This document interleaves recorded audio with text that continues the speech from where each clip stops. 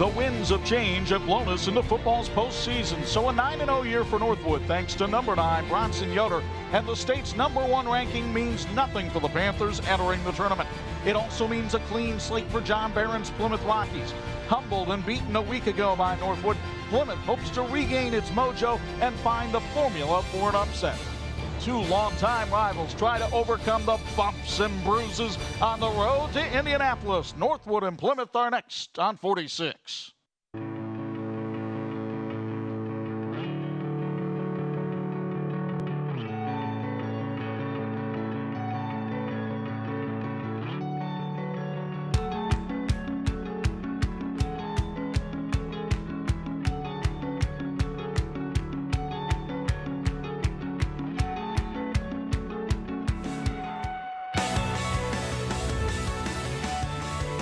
On a wet and blustery night in Napanee, you are looking at Jim Anders Field in Napanee, where the road to the playoffs begins tonight as the Plymouth Rockies visit the Northwood Panthers on the 46th game of the week.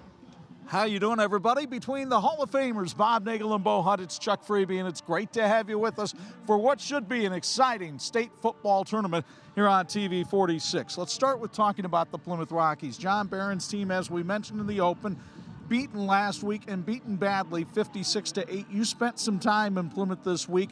What's the attitude down there? Well, the attitude was obviously down, but you know, you're playing a team that you've been able to break down the previous week. You know what they want to do. You got to know about Yoder. You got to know all the things that they've got to do. But it's more Plymouth relying on Reed at running back and Barron at quarterback, and some of the guys, Davis, you know, some of the guys on defense that have got to step up, and he's going to play some guys both ways. And you know, it's one of those things where, you know, it's tournament time, you got to play. And talked with John Barron just a few minutes ago, and he gave us his thoughts about tonight's matchup with Northwood.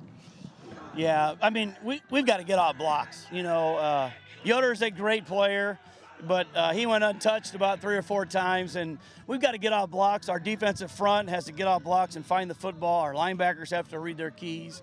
I mean, when you get beat by 48, Bob, you've got to do a lot of good things differently than what you did 7 days ago. We've had Northwood on TV 46 twice already this year, and both times they have been electric. Bronson Yoder has put on a show, but he has got plenty of help in the supporting cast with Nate Newcomer, Jaden Miller, and the names go on and on. Well, Newcomer is a very special athlete, and on most teams he'd be the guy they'd be looking at. That's our guy. But Yoder is the guy that people around the state look at and just say Bronson Yoder is maybe one of the best players, if not the best player in the state of Indiana. The weather could be an issue tonight. You know, it's not too bad for Thanksgiving weekend, but it's not Thanksgiving weekend, and it's miserable. So we'll see how that affects things. People are going to have trouble holding on to the football. It's going to be interesting to see how they adjust to the loss of Sean Malone. He was a two-way starter. He didn't carry the ball much, but he was a good linebacker, but they lost him last week, so they got to have some people step up. Nate Andrews admits this is a different situation playing the same team in back-to-back weeks. It's unique. It's different, but it's unique and different for both of us. You know, we can talk about difficult. I don't know. They know us really well now, and we know them really well. So it's something that I think our staffs do a great job of in preparing for and getting the kids ready for it. It's one of those deals where, like I said, it's totally different. Bo Hunt joins us on the sidelines again tonight, and it is a unique situation, as Nate mentioned, and perhaps a more difficult situation for Northwood because Plymouth, the motivation is obvious. For Northwood, they've had to go around all week with everybody telling them how wonderful they are and ranked number 1 in the state. So what does Nate Andrews have to do with the psychology of his team? Well, I think the biggest thing is they just need to play within themselves, play their game, do their X's and O's, and go out there and not worry about their opponent, just worry about themselves. Play, you know, compete against yourself, do better than you did the last game. If you can improve yourself by 1% every day, that's improvement. Just keep improving and improving. And I think that's what Nate's talked about this week with his kids is it's not our opponent, you're playing against yourself. Go out there, compete against yourself today, and become the better player out there. Garth Brooks doesn't come to town till tomorrow night, but for one of these teams tonight, there will be some unanswered prayers, and tomorrow, indeed, will never come. We've got the R. Yoder Construction pregame show and the Jordan Automotive Keys to Win next on the 46 Game of the Week.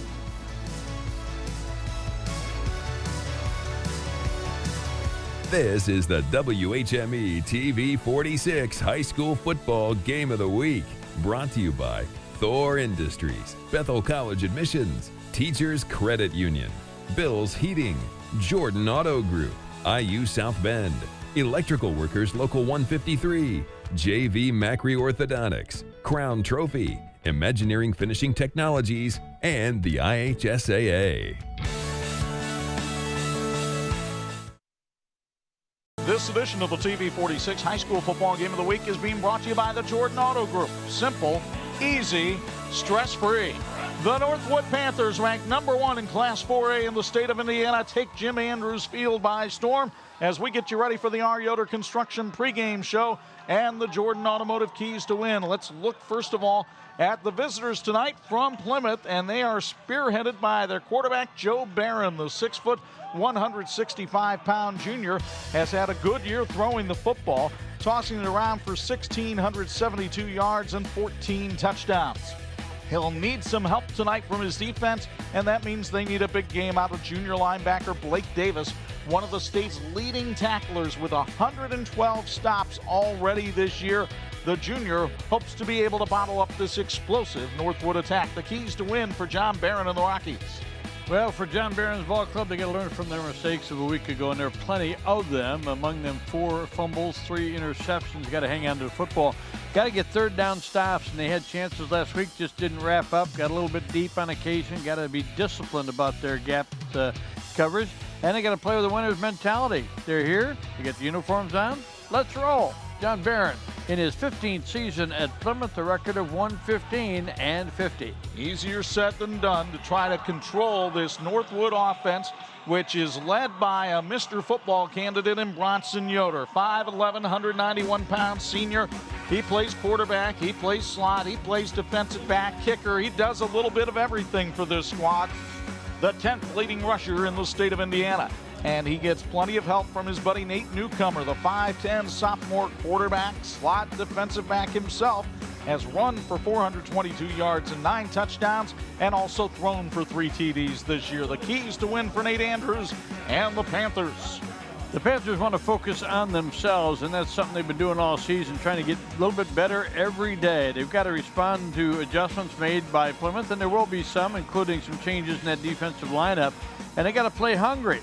You got to reach that level and maintain it not only this week but throughout the tournament if they want to get to where they want to get to, and that is the state championship game. Nate Andrews in his 12th season, 84-53 as a record. The series dates back to the first year of Northwood High School as a football team, 1969. Northwood with a 39-17 lead, including a 56-8 win last Friday. And the weather sponsored by our friends at Cook's Pizza. Not a fun night to be sitting in the stands. Oh, it's 49 degrees, but the wind is blowing out of the southwest at 12, and that 30% chance of rain, well, as we get underway, a light mist falling here at Jim Andrews Field.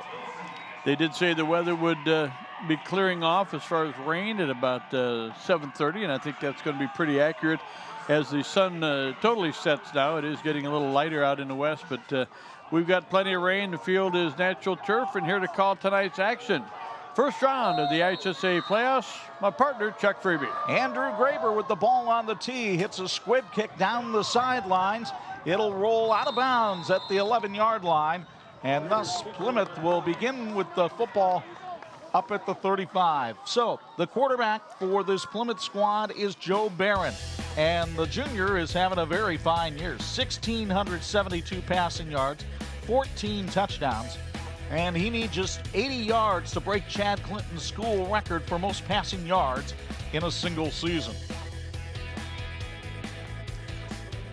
Barron will start the Rockies 1st and 10 at the 35 after the kickoff goes out of bounds. And you see the particulars on the coach's son, Joe Barron, the second one of John Barron's sons to play quarterback. His older brother Jack was a QB at Plymouth and is now a volunteer assistant down at West Lafayette. They will run from the pistol. Barron with Blake Reed to his side. They give it to Blake Reed, and he picks up about a couple of yards on the play as we meet the Plymouth offense, sponsored by Michiana Contracting. Reed needing 71 yards to start the night to get over the 1,000 mark for the season. A talented core of receivers headed up by Seth Rundell, who has 44 catches on the year. The offensive line still a work in progress. Quentin Crawford slides into the guard slot tonight as John Barron shuffles the deck along the line. It's 2nd and 9, and they'll give it to Seth Rundell trying to get around the left side. Rundell bouncing off tacklers, picks up about 7 on the play, and will set Plymouth up with a 3rd and short as we meet the Northwood defense. Noah Alexander getting the start at nose tackle tonight, flanked by a pair of very good ends. The linebacking core, well, Vashawn Malone normally in there, but he's out with a broken leg tonight, so Eddie Hildebrandt gets the start in there. And then keep your eye on Jaden Miller. That fine young man's got 3 pick-6s this year. Northwood coming on a blitz, and they stuff Plymouth in the backfield on 3rd and short. Blake Reed had nowhere to go that time as he was met by an army of Northwood jerseys. Garrett Engelmeyer in on the stop along with Jason Borkholder. It'll be 4th down. Well, you know how John Barron doesn't like to punt. The kick that went out of bounds set Plymouth up at the 35, so no matter what happened in those first 3 downs, you got a feeling they're going to go for it, and they are. Now, Joe Barron is also the punter, but out of this formation, you'd certainly expect them to go for it. 9 for 27 on 4th down, and Barron draws Northwood offside and gets a free 1st down for the Rockies. When you heard the table slapping going on up here in the press box, some of the coaches up here keeping an eye on the situation, and the penalty is a big one right there. Those kind of things are just going to be crucial tonight. Nate Andrews looking on. Of course, he has helped rebuild this Northwood program, 44-14 in his 5th year at the helm of the Panthers. Barron looks to throw on 1st and 10. Short route is incomplete. He was trying to get it to Jacob Deacon coming off the slot, but the pass was short. It's a good sized route you want to run tonight. It's hard to get a hold of the ball. It's hard to throw it deep. We saw him during drills before the game having trouble getting a good spiral down the field. He threw that, tried to throw it about 8 or 10 yards and incomplete, but those are going to be the effective routes tonight. He is throwing into a very stiff crosswind here tonight. 2nd and 10, 3 receivers to the right of Barron. Barron looks left, throws it behind Blake Reed, who falls on the ball back at the 42-yard line, loss of 6 on the play. And this for Plymouth, eerily reminiscent of what they went through last Friday when they put the ball on the ground a lot against Northwood. Yeah, they dropped it 4 times last week, only lost 1 of them. But again, that's a loss of 6, so it's the kind of thing that can really stall a drive. And so Plymouth's got to come up with some big plays here. 3rd and 15. Unique formation of trips stacked to the right of Barron. Barron looks to lob it up there. Seth Rundell can't make the catch. It's broken up nicely at the Northwood 43. And the Panthers will hold after Hayden Snyder came over to break up the pass. Pretty close coverage there. I was waiting for a second. The official, I think, was doing an evaluation. Was that interference or not? He said it was not. Joe Barron looking to the sidelines. Plymouth lined up in a formation that could go either punt or pass right here.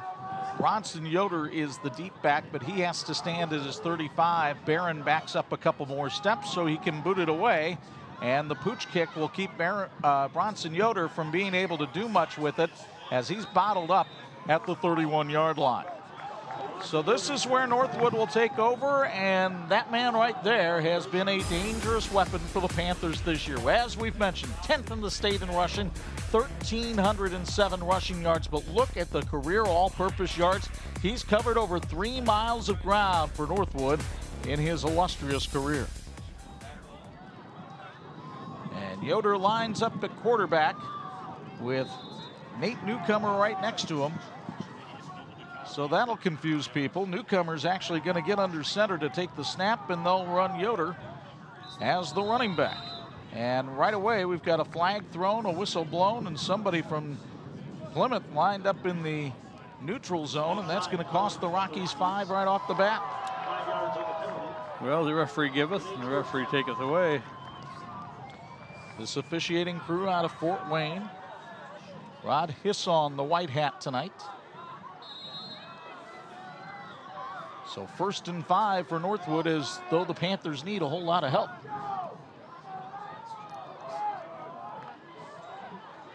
Off the snap, they give it away. Ben Mestock, no, excuse me, that's not Mestock on the carry. It's Kyler Hypley on the carry as he gets the start for Vashawn Malone-Died on offense, and a pickup of 3 as you take a look at that Northwood offense. Hypley in the lineup along with Mestock. Tanner Feenstra and Jason Borkholder the ends. A solid job by the offensive line all season long for the Panthers. A lot of quickness in that offensive line, and they like that with the style of play that they have. Nate Newcomer throws out to Jaden Miller for a Northwood first down. Miller gets up to about the 47-yard line as he makes the grab, his 14th of the season. And we get a chance to meet the Plymouth defense, brought to us by our friends at Michiana Contracting. Jackson Lee and Kendall Himes getting the start at ends. Diego Garcia's had a fine year on the defensive line. We told you about Davis, one of the state's leading tacklers. Ivan Winkle is a promising name in that secondary at safety. They'll hand it off to Bronson Yoder, and he gets hit as he gets the football and barely got back to the line of scrimmage.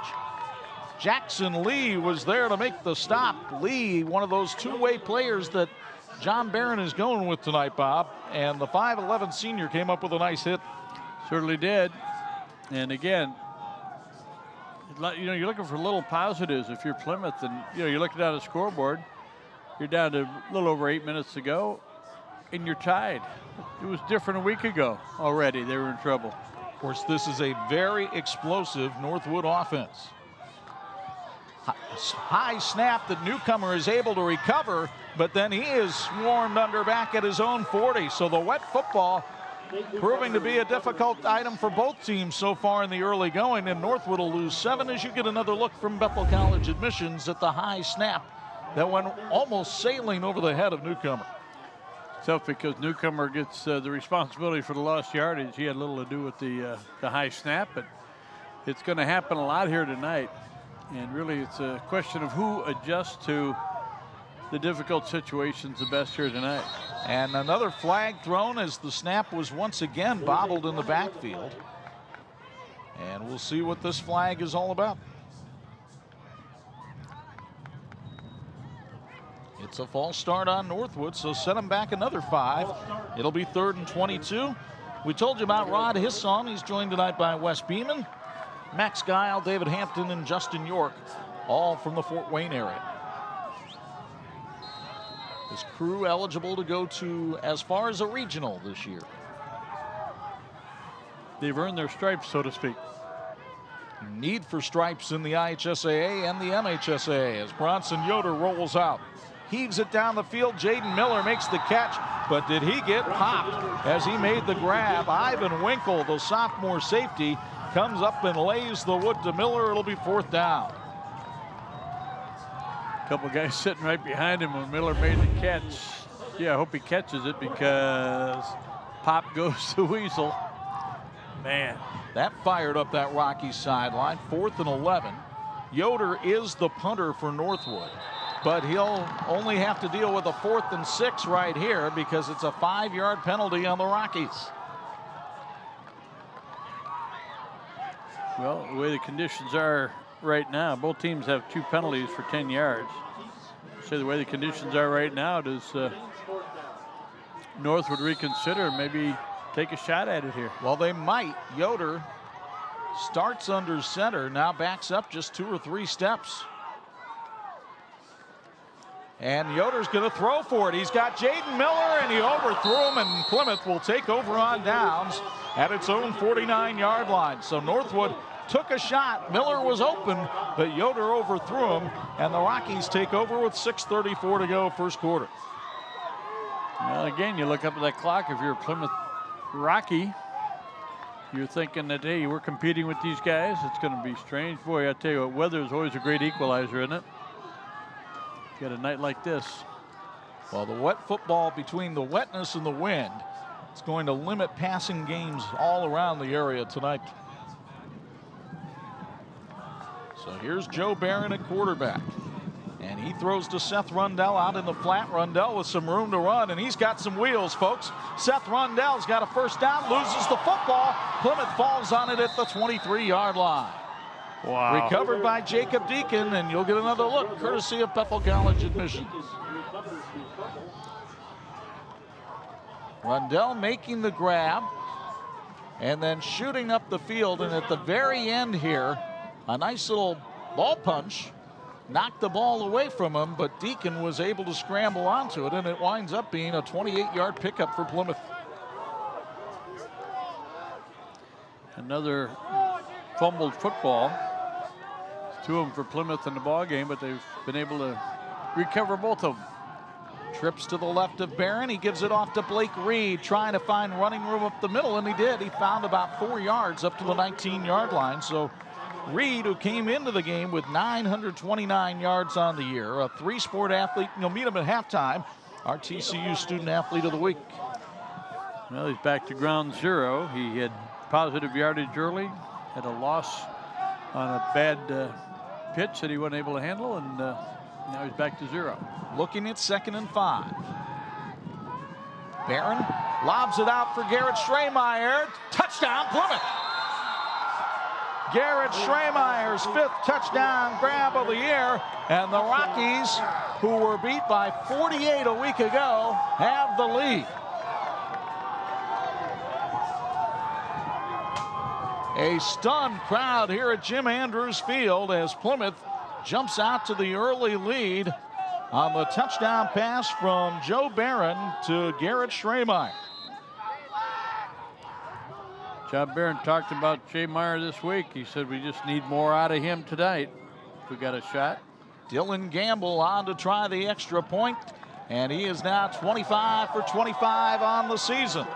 5:22 to go in the first, and the combination of Barron and Schremeyer hook up for 6, and the Rockies start looking for an upset on 46. This edition of the TV 46 High School Football Game of the Week is being brought to you by Thor Industries, the world's largest RV manufacturer. Nate Andrews down on the sideline, trying to get his team remotivated here after they fall behind 7-0 to Plymouth in the tournament opener. And over on the other side, John Barron's got to like what he's seen from his team so far. I think he liked the feisty attitude they had to start the ball game. Chuck, we saw it in their warm-ups. He was out there conducting the warm-up drills and making sure everybody, you know, it's one thing, you know, if the better team wins, if they beat you, that's not bad. You just don't want to beat yourself, and I think that's what they came out here to do tonight, just to play better and not beat themselves. Cameron Van Loo handles the kick, and it's a high spinner taken at the 28 by Northwood. And going down at the 33 is Nate Newcomer, so only a 5-yard return, and that's where the Panthers will set up, trailing by 7. Special teams have been a bugaboo for Plymouth this year, and that's another change that John Barron has made, putting Van Loo in there to just do a short kick and not taking the risk that something would get broken deep against them. Well, a pretty good whack on the ball carrier on the return, and he went right down. Again, pretty unsettling turf out there. Spotted at the 34, 1st and 10. Bronson Yoder at quarterback. He'll just run off the right side with a convoy of blockers in front of him. Stuck his head in there and picked up about 4 or 5 before Plymouth could bring him down. That was very vintage football right there. That looked like something out of the days prior to Rockney. That was the second carry of the night for Yoder. He's got 4 yards. He had a 0 carry his first time. 2nd and 6.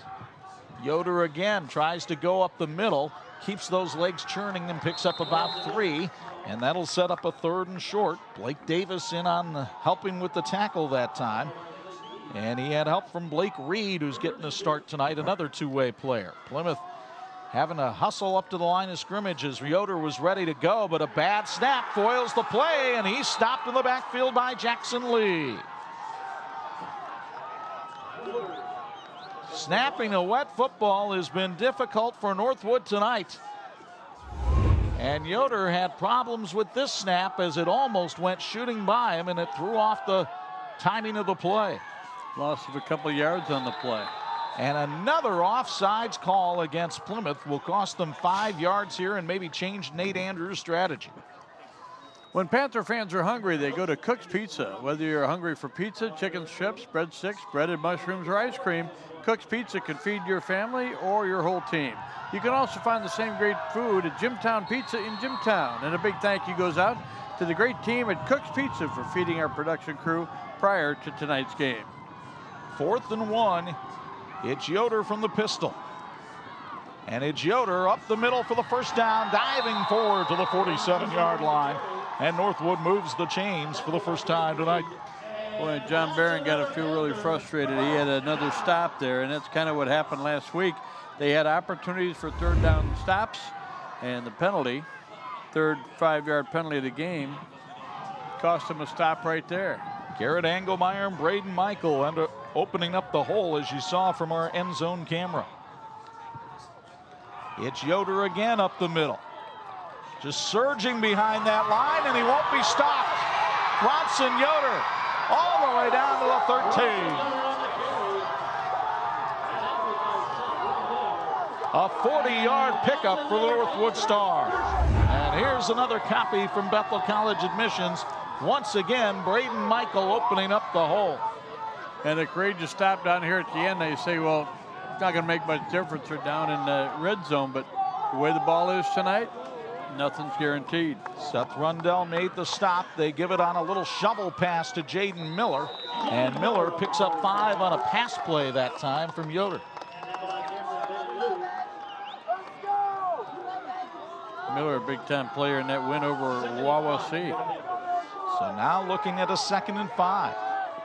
Miller also had a huge game on TV 46 when we were here in their win over Warsaw when he made the game-winning tackle. Yoder up the middle this time, and he's banging off tacklers into the end zone. Touchdown, Northwood. Bronson Yoder's 21st rushing touchdown of the season. And the Panthers are within 1, and typically Nate Andrews likes to go for 2. Well, last week against Plymouth, he went for 2. First time, didn't get it. They had one intercepted. They made a couple of kicks later on. It really turned out not to be a big factor, but going for 2, that's kind of what we do here at Northwood. So Yoder runs it in from 8 yards out. And now let's see how the Panthers will handle the 2-point conversion with Yoder at quarterback. Bad snap once again. Yoder will get back on it, heave it down the field to the end zone, and it is bouncing in the air and caught by Northwood, but there's a flag on the play. Might be an ineligible receiver downfield. Might have been 5 of them. I'm not sure exactly what the lineman thought was going to happen. Usually if the ball's back there, it would be Yoder running the ball. So a lot of them, I think, got downfield.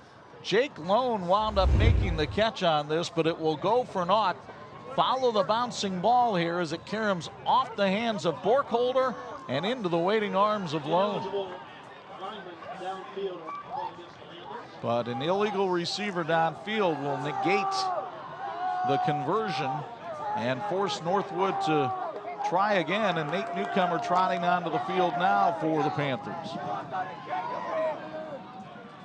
Well, if the choice was an incompletion and a failed attempt, they'll take the penalty. But they had gotten the fortuitous bounce there. So it's Newcomer now at quarterback. Yoder is in the slot.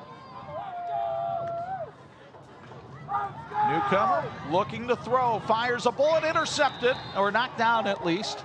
And Plymouth is able to hold on the 2-point conversion and keep a 1-point lead with 2:36 to go first quarter.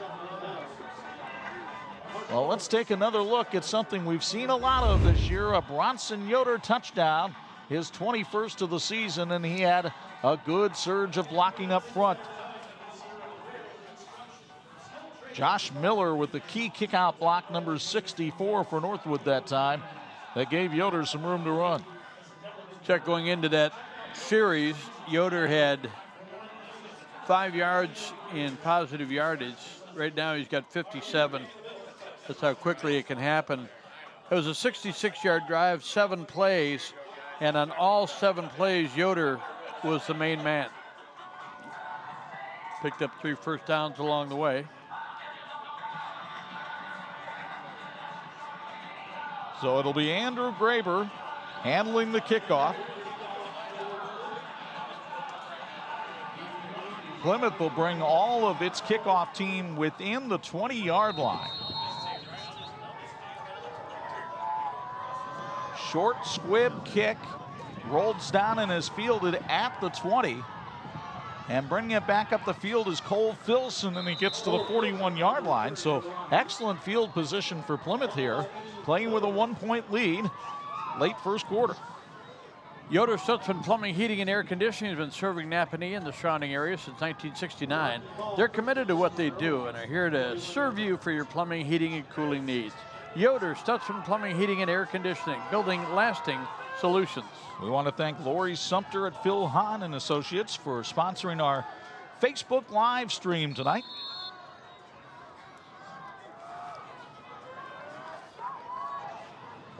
Blake Reed takes the handoff, but he didn't have anywhere to go, and he swarmed under at the line of scrimmage. Ball pops loose, and who's got it? It's Northwood football.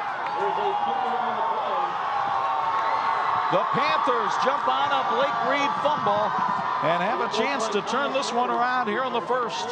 And you'll get another copy from Bethel College Admissions. They stunted a linebacker and filled the gap, and then on the way down, yep, right out the backside it goes. Jake Lone with the strip, and I think it was Kyle Sellers who jumped on the loose football that time for Northwood. So 1st and 10 for the Panthers at the 41. Bronson Yoder throws in the flat. Jaden Miller with the catch. Miller trying to get around the corner, but he's forced out of bounds. Good pursuit that time by Seth Rundell at the corner, and Miller can only pick up about 3. 2 out of 3 now for 8 yards passing for Nate Yoder. 3 fumbles for Plymouth so far tonight. They've lost 1. Last week they fumbled 4 times, lost 1. The snap to Bronson Yoder. He's trying to get around the left side. Stutter step move and finally corralled out of bounds at the 31-yard line. That'll be right at about the first down marker. We'll see if they have to measure. Imaginary Finishing Technologies is a world-class metal finishing company specializing in plating, coating, testing, and consulting services. 59 years is the knowledge source for metal finishing solutions. You can reach us at info@iftworldwide.com. 1st and 10. Yoder, left side of the line, pops through the hole, bouncing off tacklers to the 15. Another first down for Northwood. It was Blake Davis on the stop for Plymouth. That's a 16-yard pickup for Bronson Yoder. And you'll get another copy from Bethel College Admissions. Jason Borkholder and Braden Michael leading the way that time. 80 yards here in the first quarter for Bronson Yoder. Knew he had to be getting close to 100. And I guess if you don't want to have any kind of a fumble, you just keep putting the ball in his hands. And Plymouth will take a timeout here. We will as well. 1:51 to go here in the first quarter. And Plymouth leads Northwood 7-6 on 46. This edition of the TV 46 High School Football Game of the Week being brought to you by IU South Bend, fulfilling the promise. It's a cold night for the Nachos, but maybe the queso keeps you warm over there on the Plymouth sideline. The Rocky faithful coming out to support their team. They have to like what they've seen so far. A 7-6 lead late in the first quarter. Bronson Yoder, Chuck, has carried the ball or thrown the ball on the last 11 plays in a row. So, again, if you're the head coach and you're worried about fumbles, you're worried about having Malone out of the lineup, maybe a guy you could count on to help block in there, put the ball in Yoder's hands and take your chances. It's been working all season. The mist seeming to pick up. We'll check with Bo Hunt here in a moment with a Bills Heating sideline report. Minute 51 to go first quarter, and Yoder takes the snap. He's corralled in the backfield, but drags tacklers up to the 12-yard line. What are the conditions like right now, Bo? Definitely a wet field down here, a lot more than it has the last few weeks. Of course, last week they played at Plymouth on turf, so definitely have a wet field down here. It's a little slippery for snapping the ball and getting footing as well. You've seen a lot of guys slip around out here on this turf, guys. 2nd and 6 from the 11 for the Panthers. Ben Mestock, the only back in the backfield with Bronson Yoder. And it's Yoder up the middle, and Yoder towards the end zone. Touchdown, Northwood. Bronson Yoder putting on another show on 46. Put him at 95 yards here in the first quarter. Couple of touchdowns. He ran for over 200 yards last week against the Rockies. He's off to another great start. Northwood with its first lead of the night at 12-7. And the Panthers will go for 2. I wonder who's going to carry the ball. Well, Yoder's split way out wide to the left, so not likely him. Nate Newcomer looking that way, throws, and it's broken up nicely. Seth Rundell read that play coming and tips a pass away, but Northwood takes advantage of the fumble and marches 41 yards behind the legs of that young man, Bronson Yoder. Yoder now with 12 carries, 95 yards, 2 touchdowns. Look at him explode. Once he gets through the line of scrimmage, then he's looking for a gap. As soon as he spots it, he just explodes right here. Watch him get into the end zone. 3 Plymouth Rockies around him, but a couple of guys giving a little arm extension. You can't give this guy an arm tackle. You gotta wrap him up. The other thing was the nice execution by the line that time. We've called Braden Michaels' name a lot early on. The senior captain's having a great night on the offensive line, as is Josh Miller, a member of that vaunted Northwood baseball team. Eastlake 24 Napanee is a full-service fitness club with 24-hour access. They never close. Just $25 to enroll and $28 a month with unlimited access to all 8 Eastlake locations. Check it out for yourself between Ace Hardware and Martin Supermarket. Eastlake 24 Napanee. They're watching us on the Facebook live stream up in northern Michigan tonight, where this probably feels like summer. Andrew Graber on the kick. Line drive taken at the 21. Running up the field for Plymouth and going down at the 36. That's Seth Rundell with the return. Plymouth has had good field position. Now they've got to be able to do something with it once again. They had a 7-0 lead at one point, and Northwood has reeled off 12 in a row. Started their first drive at the 35-yard line, then they started at the 49. And then they started at the 41 before they fumbled away. Now they start at the 36. Joe Barron at quarterback. Hands it off on a counter play, and there's nothing there for Blake Reed. He was absolutely taken out as he got the football. Eddie Hildebrandt came roaring in from the linebacker spot. This sophomore has had a terrific year, primarily as a backup linebacker, getting the start tonight with Vashawn Malone out of the lineup. Check so far tonight. Joe Barron is 2 out of 4 for 46 yards. Might be wanting to throw the ball a little bit. Certainly here at 2nd and 12.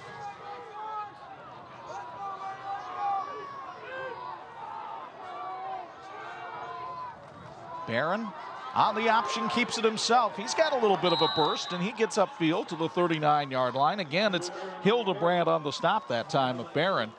Barron's rushing stats aren't all that impressive this year, but you have to remember sacks count against that.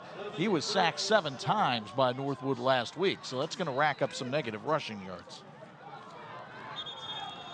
Well, the first quarter has come to an end here at Jim Andrews Field. A quarter that featured plenty of offense. That young man, Joe Barron, got his team on the board with this TD pass from 19 to Garrett Schremeyer.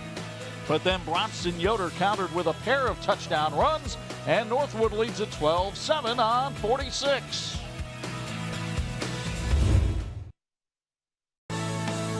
This edition of the TV 46 High School Football Game of the Week is being brought to you by Bethel College Admissions, equipping for lifelong service. Bo Hunt equipped for a sideline report, sponsored by Bill's Heating. And he brings us his first quarter analysis. Your thoughts on this one, Bo?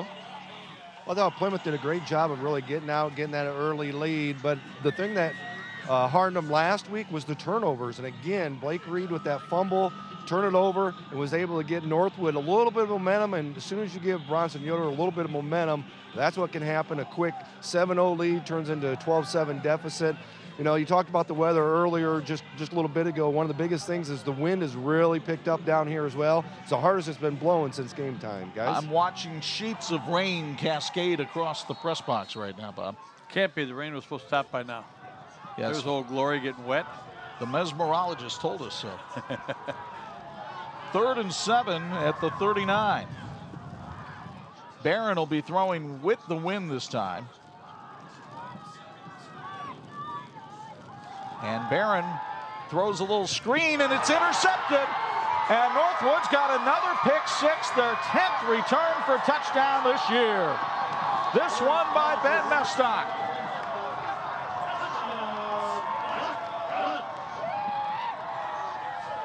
Barron overthrew Cole Filson on the screen. Mestock was waiting right behind, and there wasn't anything between him and the end zone.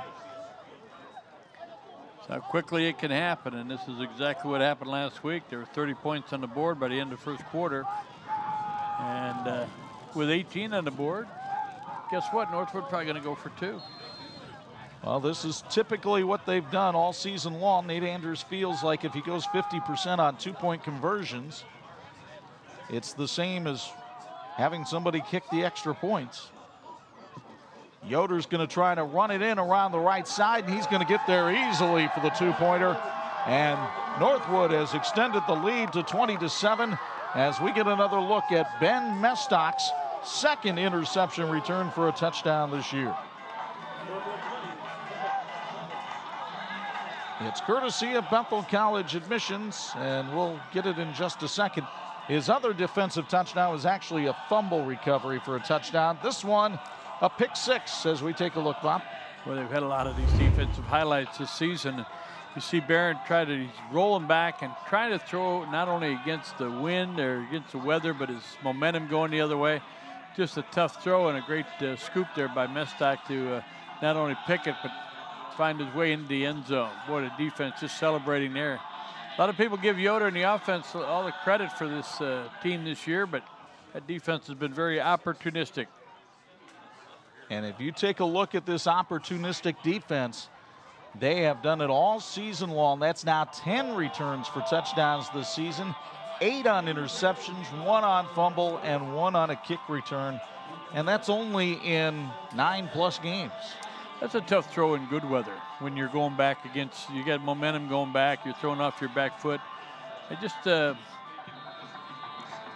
you know, it's a tough condition, but boy, you make it even tougher with a situation like that. Squib kick rolls out of bounds, so Plymouth will get the football at its own 35. And now a little bit of a gut check time for the Rockies to make sure that this one doesn't get away from them. And really a good idea tonight by Nate Andrews to head those squib kicks. They could get more depth maybe, but you know what happens to that ball as it rolls along the ground? It gets really wet. So for the most part, Plymouth sitting back there, if you are going to try to field it, you just have to fall on it. So it eliminates a lot of returns. That one did roll out of bounds, so it's out to the 35. And again, Plymouth with good field position. 11:50 to go here in the second quarter. Joe Barron back in there at quarterback after throwing that pick six. He'll throw over the middle off the hands of Filson, and that one was nearly intercepted, but that one hit the receiver in the hands and bounced away. 2 out of 6 now for Barron. Again, you look at it, this reminds me of my Little League team. I had, actually, it was a minor league team, and I used to tell them if you throw the ball really hard and the other guy can't catch it, it's not a good throw. Tonight, you have to throw a ball that is catchable. And that's easier said than done in these conditions because you got to put some zip on it to get it through the wind and the rain. 2nd and 10. Barron puts zip on that one, and it goes off the hands of Schremeyer that time and out of bounds. And it'll be 3rd and 10. 2 out of 7 now. Folks, Thor Industry loves this time of year because team pride is on full display. That team culture from Friday Night Sidelines extends to our Thor Industries team. Build your future right here in Elkhart with one of Thor's excellent career opportunities. Get started today at thorindustries.com. 3rd and 10 and 3 receivers to the right of Joe Barron. Barron drops back, flush from the pocket. He shows evasiveness, looks downfield, and wide open is his receiver, Seth Rundell. Rundell trying to serpentine around the Northwood defense. Rundell all the way to the 10. Flag on the play, though, way back at the 37-yard line, so hold everything. Perhaps in trying to get loose and buy some time, a receiver, ineligible receiver downfield on Plymouth. Boy, one of those plays that could have lit you up. Get you back in a competitive spot. Tough one on the penalty. Boy, that is a gut wrencher for Plymouth, and you're going to get another look at the Bethel College admissions replay, and let's see if we can pick up one of those linemen who may have leaked downfield on this. As Barron is trying to scramble, it's only natural that a lineman might think that somebody is running, and it might have been 56 across the line of scrimmage, but man, he wasn't that far across when that ball was thrown. Yeah, across the line of scrimmage, it doesn't matter if it's. It was only a little bit of a penalty. What do you call it? Yeah. 3rd and 15 at the 30-yard line. Again, this triple stack formation down at the bottom of your screen, right above the Thor Industries scoreboard. Barron was looking that way, now running for his life, and down he goes. It won't be a sack because he got back to the line of scrimmage, but Noah Alexander and the boys on the Northwood defense do their job. Hold that line, and it'll be 4th and 15 and what would appear to be a punting situation for the Rockies. Bill's Heating has been keeping families and businesses comfortable since 1951. You can relax knowing your family's comfort is their top priority. And Bill's Heating was voted best of the best by readers of the Goshen News 3 years in a row. Bill's Heating.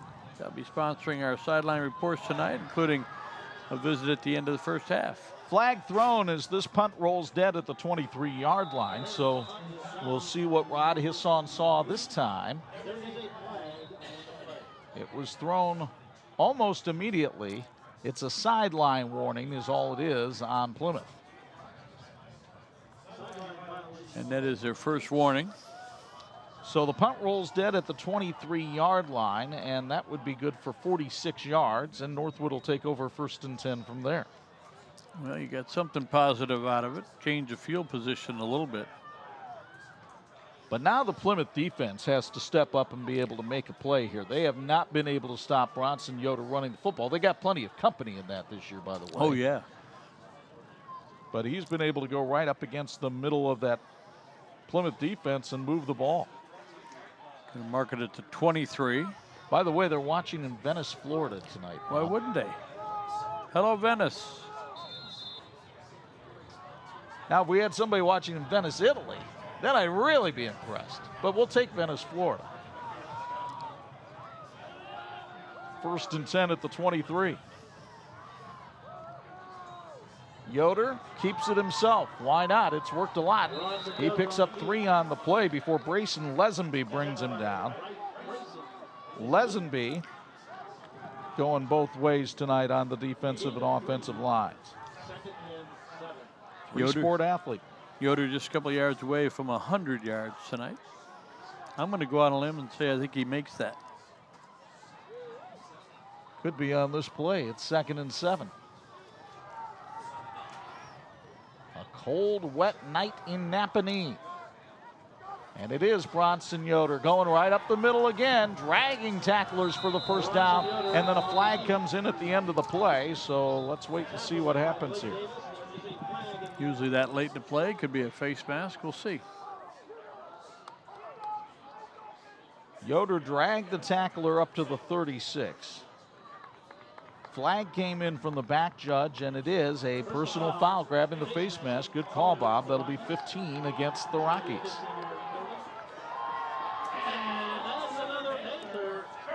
That is 35 yards in penalties. adding to the struggles of the Plymouth Rockies. They trail at 20-7. They're still looking at maybe a chance with a turnover to still get on the board here in the first half, but got to get a stop first of all. On 1st and 10, they give it to Jared Miller on a counter play. Miller spins to the 44, pick up a 5 that time. Miller, one of the more dynamic players on this Northwood offense. He kind of lives in the shadow somewhat of Bronson Yoder, but he has accounted coming into this game for almost 650 yards for the season. Got 5 on a carry. He's got 8 on a reception so far tonight. And boy, did he make a big play a couple of weeks ago in that win over Warsaw. 2nd and 5. Yoder hands it off. Kyler Hypley on the carry, and Hypley gets a first down across the Plymouth 39 up to the 38-yard line. So Hypley, a very capable running back, just hadn't had many opportunities. And with the loss of Malone, he's getting a chance to be in that backfield. By the way, greetings to our friend Eduardo, watching from Honduras, Central America tonight. A little warmer down there in Honduras, I'm sure. Maybe just as wet. Bronson Yoder calling out the signals, and he'll put Hypley in motion and hand it off to his senior classmate, and Hypley picks up about 3 on the play. Kyler Hypley has been a defensive standout for Northwood this year, but again, with the injury to Vashawn Malone, out with a broken leg, he had surgery this week. Hypley getting called on to do some double duty here in the first round of the tournament. Malone broke that league last week against Plymouth. Northwood by 13, more than 8 minutes to go here in the first half. Yoder up the middle. After sending the man in motion, Yoder sheds tacklers as he goes to the 24 and dives forward for another Panther first down. He just gets such great leg drive, Bob, and I think this is the most impressive thing about the way Bronson Yoder carries the football, the strength of those legs and how he can easily shed tacklers. 109 yards now on the night for Yoder. He does have such good balance. And Chuck, usually you see a guy that's 5'7", 5'8", like last week with Harness at Mishawaka. He's a small man, but is able to keep his balance pretty well. Yoder's a big guy and still able to comparably, yes, keep a nice balance all the time when he's running. That was Jared Miller that time on the carry, and he's only able to pick up about a yard on the play.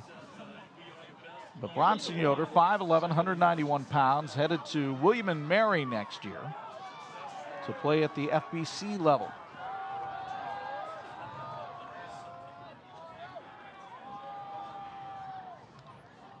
Second and 9. It's Yoder around the right side. Yoder with some room to run, but there was a reason there was room to run. There was a hold down there by Ben Mestock, and this one's coming back.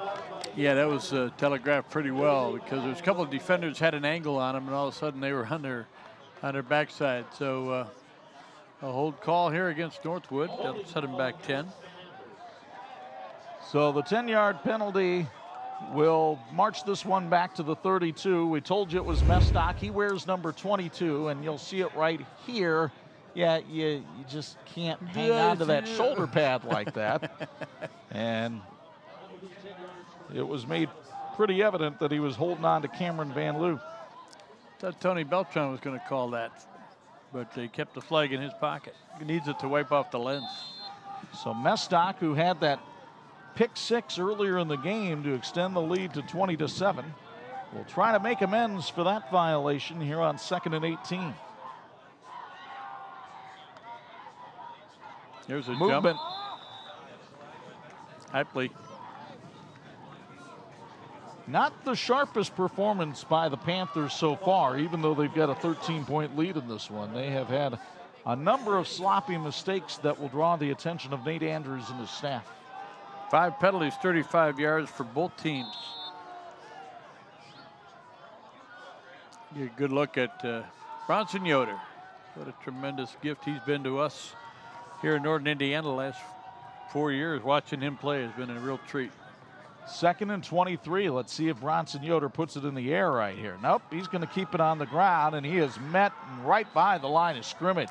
Good submarine tackle that time by Brayson Lesenby. But, Bohan, I want to come down to you for a Bills Heating sideline report, because I'm just curious from your perspective, how much did weather like this play with the mental part of guys' games? Is that one of the reasons we're seeing these penalties tonight? It can a little bit, the cold weather as well. It's actually probably dropped about 10 degrees since game time as well. It's really that wind picking up. It does mess with you just a little bit, but you know, a lot of times the upperclassmen, the seniors, it's not going to mess with your head at all. You're into the game, you're focused, you're just concentrating on each and every play as they go on, guys. 3rd and 22, they decide to keep it on the ground with Bronson Yoder rather than trying to put it up in the air and risk a mistake. And it'll be 4th down and about 21 now for Northwood at the Plymouth 35. Well, that's 4-down territory. Why? Well, because they have the ball. Northwood doesn't like to punt. And there was movement again, but who was it this time? It's got to be the right tight end maybe for Northwood, or did they? Well, that's what I thought I saw, but we'll wait to see. And again, it's a false start on the Panthers.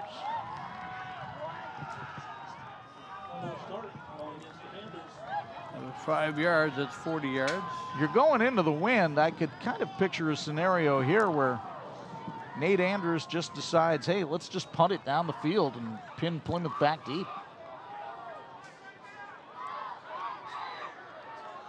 This will be the 10th play of the drive, and it's been wrapped around 4 penalties. 3 5-yarders and a 10-yarder. So Yoder, he was confused. He ran out to the slot. Now he's going to line up in the pistol. Yoder looks over to the sideline, gets the signal, drops back a little deeper, and he is going to punt it away. Little squib kick that rolls inside the 20 and all the way down inside the 10 to the 8. That was executed beautifully. 32 yards, no return. Terrible field position for Plymouth. And, you know, this is the 50th anniversary of Northwood football. We play at Andrews Field, named for this man, Jim Andrews, second coach in Northwood history, won 150 games, runner-up, succeeded by his assistant, Rich Dotson, who took him to a state title in 2005. Some lean years under Scott Hoover, but he did get 30 wins in 5 seasons. And then Nate Andrews has resurrected the tradition here. 44 wins in 5 seasons. They were the state runner-up 2 years ago. Joe Barron throws. The catch made by Jacob Deacon right out at the 14-yard line. And a nice pickup of 5 on the play. A good safe pass as Deacon makes the grab. And for him, that's his 21st of the season. 3 out of 8 here in the first half. 51 yards.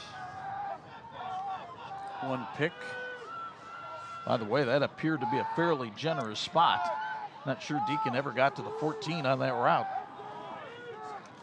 They'll hand it to Blake Reed, big hole. Reed's got some wheels, folks, and he's racing down the sidelines. Bronson Yoder bulldogs him down at the 36. 22-yard pickup for the Plymouth Flash. Pretty good evidence about how the passing game can set up the run. Wonderful run by Blake Reed. You see the strength of Yoder there as he hauls him down from behind. And Blake Reed trying to get to the 1,000-yard mark for the season. He needed 71 when the night started. Needs 49 now. Reed in there next to Joe Barron, who looks to throw. Barron wants to haul it out there for Deacon and overthrew him. Deacon had a couple of steps on the Northwood secondary, and that's been an area of concern for Nate Andrews, Dave Wilson, and the defense. They do tend to be suspect to the passing game. They do, and it's a good pass to throw because if your guy runs under it, he make a catch. If he doesn't, not going to be intercepted. Folks, more than 50 years ago, encompassing 3 generations in the construction industry, Michiana Contracting has grown to one of the most comprehensive contractors in the state of Indiana. They have the resources and experience to handle a project from beginning to end and every aspect in between. Michiana Contracting in Plymouth. Barron's pass tipped away by Jake Lone. as Lone was able to keep that one that was intended for Jacob Deacon. So it'll be 3rd and 10 for Plymouth. Remember, this drive started all the way back at its own 9-yard line for the Rockies. Had the big run by Reed. They could use another big play here. Nothing else that they could get one more first down, maybe run some of that clock out and limit what Northwood can do here in the first half. A timeout called by a sprinting Nate Anders right before that snap was made. 4:43 to go in the first half. Northwood trying to protect a 20-7 lead on Plymouth in the tournament opener on 46. This edition of the TV 46 High School Football Game of the Week is brought to you in part by Crown Trophy. They're nationally known and locally owned. The bracket for this sectional: Plymouth and Northwood. The winner plays the winner of East Noble and DeKalb. Right now, that game is tied at 14 down at DeKalb. Northridge and Wawasee doing battle. Wawasee trailing Northridge 7-6 early on. And then the big game of the night is down at Oliver Field on the banks of Lake Maxinkuckee, where undefeated and 5th-ranked Angola is playing Culver Military. That was the sectional championship game a year ago in sectional 19. We haven't had a score report from that game yet. Here it's 20-7 Northwood, 3rd and 10 for Plymouth. Blake Reed on a draw play. Reed stutter steps and got close to the first down, but I don't think he made it. He's short by about a half a yard. You're going to mark him down at the 45. I thought he got a little bit more than that, but he needed to get about another half yard. I think Plymouth probably going to take their chances here. They got nothing to lose. Came to win. 4th down and 1. The Rockies this year are 10 for 28 on 4th down. So their junior quarterback, Joe Barron, runs onto the field with the play. Joe, a 3-sport athlete at Plymouth High School. Also plays baseball and hoops.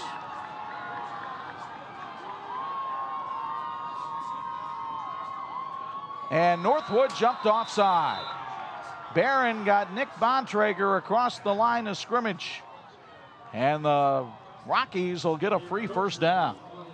45 yards and penalties in the first half for Northwood. I got a feeling there could be some push-up drills going on at halftime in that Northwood locker room. Well, you know, it's interesting you say that because Nate Andrews ran tackling drills against Elkhart Memorial this year at halftime when he wasn't pleased with the way his team was playing in the first half of that game. Plenty of distractions this week at both schools. The staff, everybody's school is closed at Plymouth this week. Fall break. People in motion. Barron fires. Jacob Deacon couldn't bring it in. Jared Miller had the coverage. It'll be 2nd and 10. And a way late flag comes in from the back judge. I don't know. They might be calling some sort of foul here on Jacob Deacon out of bounds. Yeah, he might have got a pop after he went out of bounds. Well, Deacon ran into somebody on the sidelines, but given the momentum, they're calling an unsportsmanlike conduct on Jacob Deacon. And I have to be honest with you, folks, given the conditions tonight, I don't know what's behind this call. Watch again. Deacon goes out of bounds. He's running. Yeah, he runs into the guy. The guy was standing right there, and he offered his hand to help him up. That's a bad call. That was actually the flag came in from the guy all the way down the field who might have only seen the contact and not the play before that. That's a tough one. So a 15-yard penalty. It's a dead ball foul, so it'll be 2nd and 25. So now Plymouth has 50 yards in penalties and Northwood just 45.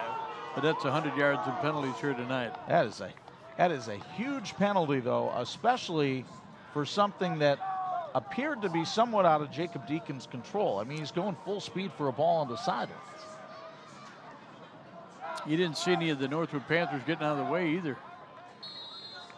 I mean, the contact came because they were standing there, and that's certainly legal. But backwards pass, Colt Filson, the #1 quarterback at the start of the year, finds Garrett Schremeyer down at the 44-yard line. So Filson, who started the year at quarterback, finds Schremeyer for a 21-yard strike to set up a 3rd and short. You get another look from Bethel College admissions. Wow, what a play. And again, Plymouth attacking the corners on this Northwood defense. 25 yards on the completion.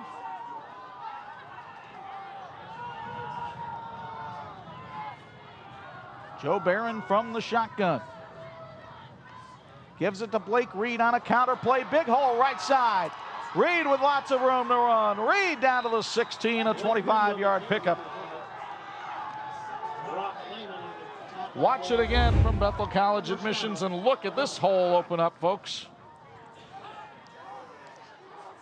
Kendall Himes and Brayson Lesenby move some people out of the way over on the right side of that line. 56 yards rushing now for Reed on the night, just 15 yards away from 1,000 yards in the year.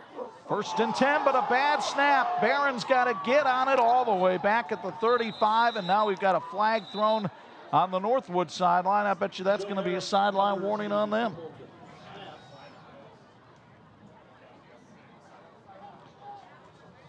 So a sideline warning on Northwood will not negate the results of the play. Unfortunately for Plymouth, it's a 20-yard loss, and you'll get another look from Bethel College admissions from terra firma. Barron did a good job. He got on that ball. This would be a remarkable drive for Plymouth if they were to get in the end zone, because this started back inside the 10.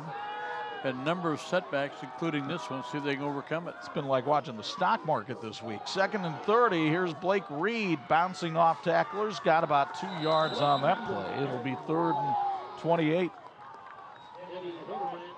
Reminds me of a story I heard today when Bum Phillips was coaching in Houston. He had a running back by the name of Earl Campbell, and Earl didn't complete the mile run during training camp, and the press ran to Bum and said, "What's the deal?" And he goes, "Well, Earl couldn't finish a mile, so if I have 3rd and a mile this year, I'll give it to somebody else." Earl was a big old hoss, boy. He was a good ball player. 3rd and 28. Joe Barron's going to try to get it to somebody else, and does. Jacob Deacon makes the catch at the 23-yard line and is taken down there on a sure tackle. And it's going to be 4th and about 15 for the Rockies here. Well, they continue to work it. Gain of 16 yards on that play. So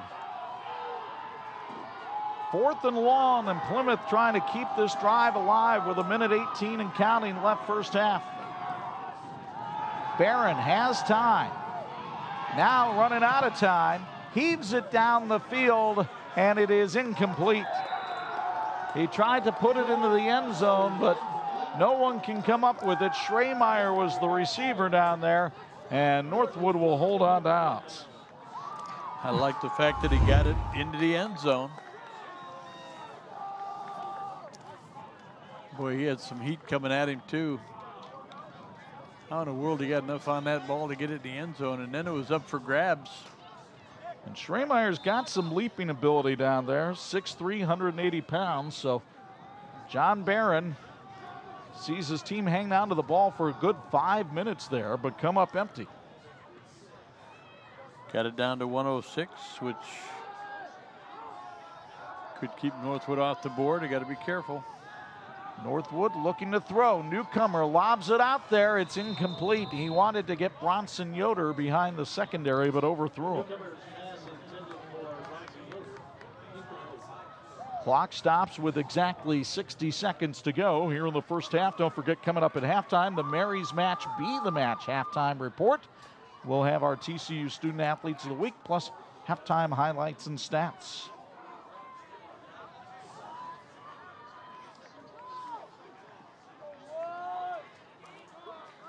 Well, you got a minute to go.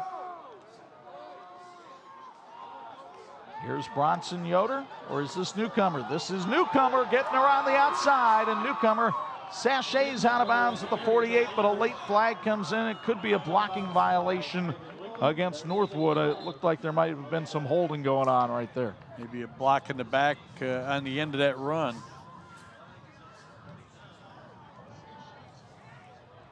They throw the flag at the Northwood 49-yard line. Nate Andrews talking things over with the officials, and indeed, it is a hold on Northwood. And we want to thank Lori Sumter at Phil Hahn and Associates for sponsoring our Facebook live stream and our social media tonight. I know Lori is watching out there. Well, he picked up about 24 yards before the penalty. Will move it back 10. Well, both coaches got to be disappointed in the amount of penalties in the first half, but again, they don't need me to make excuses, but conditions are tough. There's been a lot of tough situations, but these are two very well-coached teams. The last thing you'd think you'd expect in a game like this is a lot of penalties. Newcomer runs for the first down. Line of scrimmage the 37. He bobbled the snap, collects it, and runs around the left side, spun down by his jersey at the 43.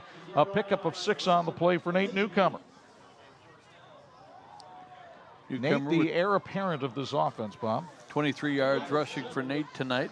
Folks, Pulse FM welcomes Chonda Pierce, the Still Laughing Tour, Sunday, November 11th at the Lerner Theater in downtown Elkhart.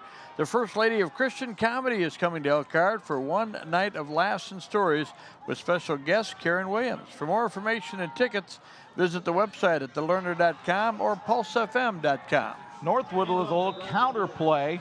It's going to be short of the first down marker, and that will likely do it for the first half of play. Nope, a timeout is signaled on the field by the line judge, and they say it's a first down for Northwood at the 47.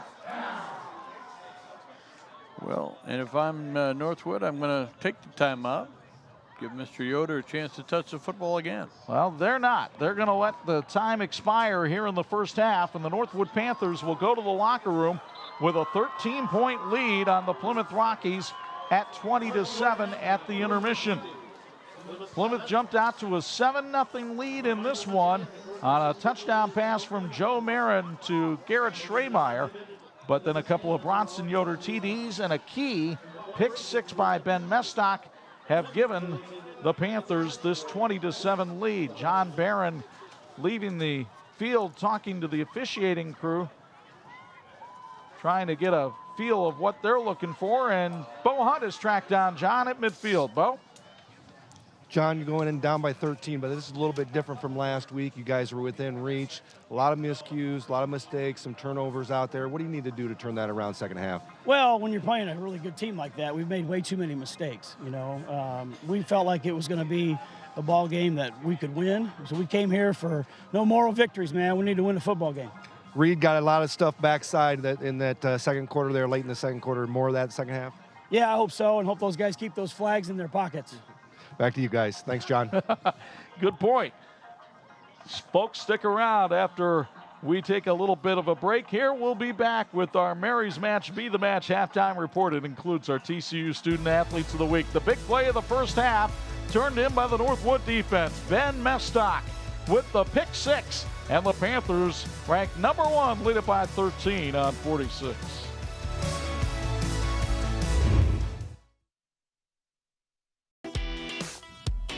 Welcome back to Andrews Field as we get a chance to honor our Student Athletes of the Week, brought to you by TCU. TCU reminds you to go online at tcunet.com and find out how you can become a member today. Well, we're out here in a little bit of a mist and rain, but we're going to get this done. Whitney Wolf is with us from Northwood High School. Whitney, we'll talk to you in just a moment. Stay dry. Sounds good to me. Yeah. Good luck for all of us tonight. Blake Reed is with us from Plymouth High School. And Blake, congratulations on all your success in the classroom and also on the football field and on the track at Plymouth High School. You've had a great run. A lot of work, a lot of hard work behind that. Thank you. Yeah, it's been a long ride. It's a lot of hard work goes into it, both on and off the field, on the track, and in the classroom too. Yeah. You want to pursue that in college? You like to play football and maybe run track. Yeah. You know, there's some rumors about where you might go, but you kept that open a little bit. What are you going to study? I'm thinking about getting into physical therapy. That's what I've been thinking most. mostly. So I don't know what else I'd get into, but that. Probably had a little bit of that along the way as an athlete, so you get interested in that. We've had a lot of our athletes tell us that, and that's great. Talk about the support you get from the people of Plymouth academically and athletically. I mean, my parents are probably the biggest supporters I have. I don't know if there's another Blake Reed fan that is going to support me as much as my mom. My coaches, my teachers, I don't think I'll ever be able to thank them enough for all the support they give me.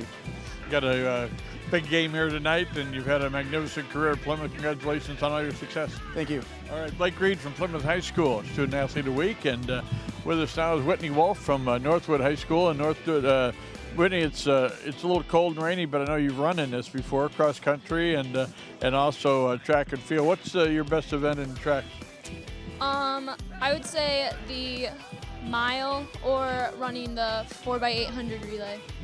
Oh, you're running a mile. Oh, I was thinking about driving a mile. It would wear me out, but it's a great sport in that it's still a team sport, but very much an individual sport in it, cross country and in running track. It's both individual and team sport, but it's best when it's a team sport. My team is very, very supportive of me, and it's always great when we have a team advance. And you'd like to run in college. You like to keep your career going, and you're pretty particular about what you want to study. Yeah, I'd like to go to college and study pharmacy and hopefully run. Talk about what it takes to get your work done on a weekly basis, because you're very, you got to be very disciplined about your time management. Yeah, it's a lot of late nights of doing homework after practices and meets, and my parents are really supportive, and also my teammates, of getting our homework done and having good academics. I was going to ask you who's behind you, but I know your family, your mom and dad. And you ever go to any basketball games here at Northwood? I do go to basketball games. Your dad's done a nice job as a basketball coach here, and I'm sure a little bit of that athletic orientation comes from him and that type of thing, and I know you're grateful for their support. Yeah, I'm grateful of both of my parents' support. They've always been there for me. They really support me in both athletically and academically. I know they're very proud of you, so are we. Congratulations. Thank you. All right, Whitney Wolf from NorthWood High School and Blake Reed from Plymouth High School. Get over here, big man, before I come over there and tackle you. I don't want to do that because I'd get all wet. I'm already wet. That's our look at our student athletes of the week, brought to you by TCU. TCU reminds you to go online at tcunet.com and find out how you can become a member today. We're back with halftime stats and highlights in just a moment. You're watching the TV46 High School Football Game of the Week.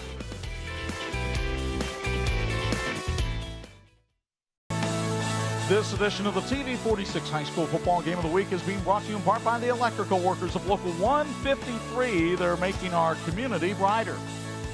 Halftime here at Jim Andrews Field in Napanee and Northwood with a 20-7 lead on Plymouth. The Panthers fell behind in this one 7-0, Bob, but they have come back with a vengeance.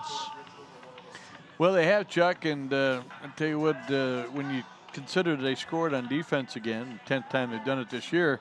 Otherwise, we're looking at a 12-7 score. And so Plymouth has to be in the locker room thinking we did some good things. Now they're going to have to stop Northwood to start the second half. But in that first half, there were some highlights for the Rockies and certainly some highlights for the #1 ranked Northwood Panthers. A wet and sloppy night, and that showed early on in the way the ball was being handled, but it didn't stop the physicality of this one. Ivan Winkle with a big hit in the first quarter. Plymouth gets on the board first. Joe Barron, 19 yards to Garrett Schremeyer, who goes up to grab the 5th touchdown catch of the year, and it was 7-0 Plymouth. But then the wild hoss of Napanee started roaring. That's Bronson Yoder on a 40-yard run right there. Yoder will take it on in for the score. 2-point conversion failed, and Northwood trailed 7-6.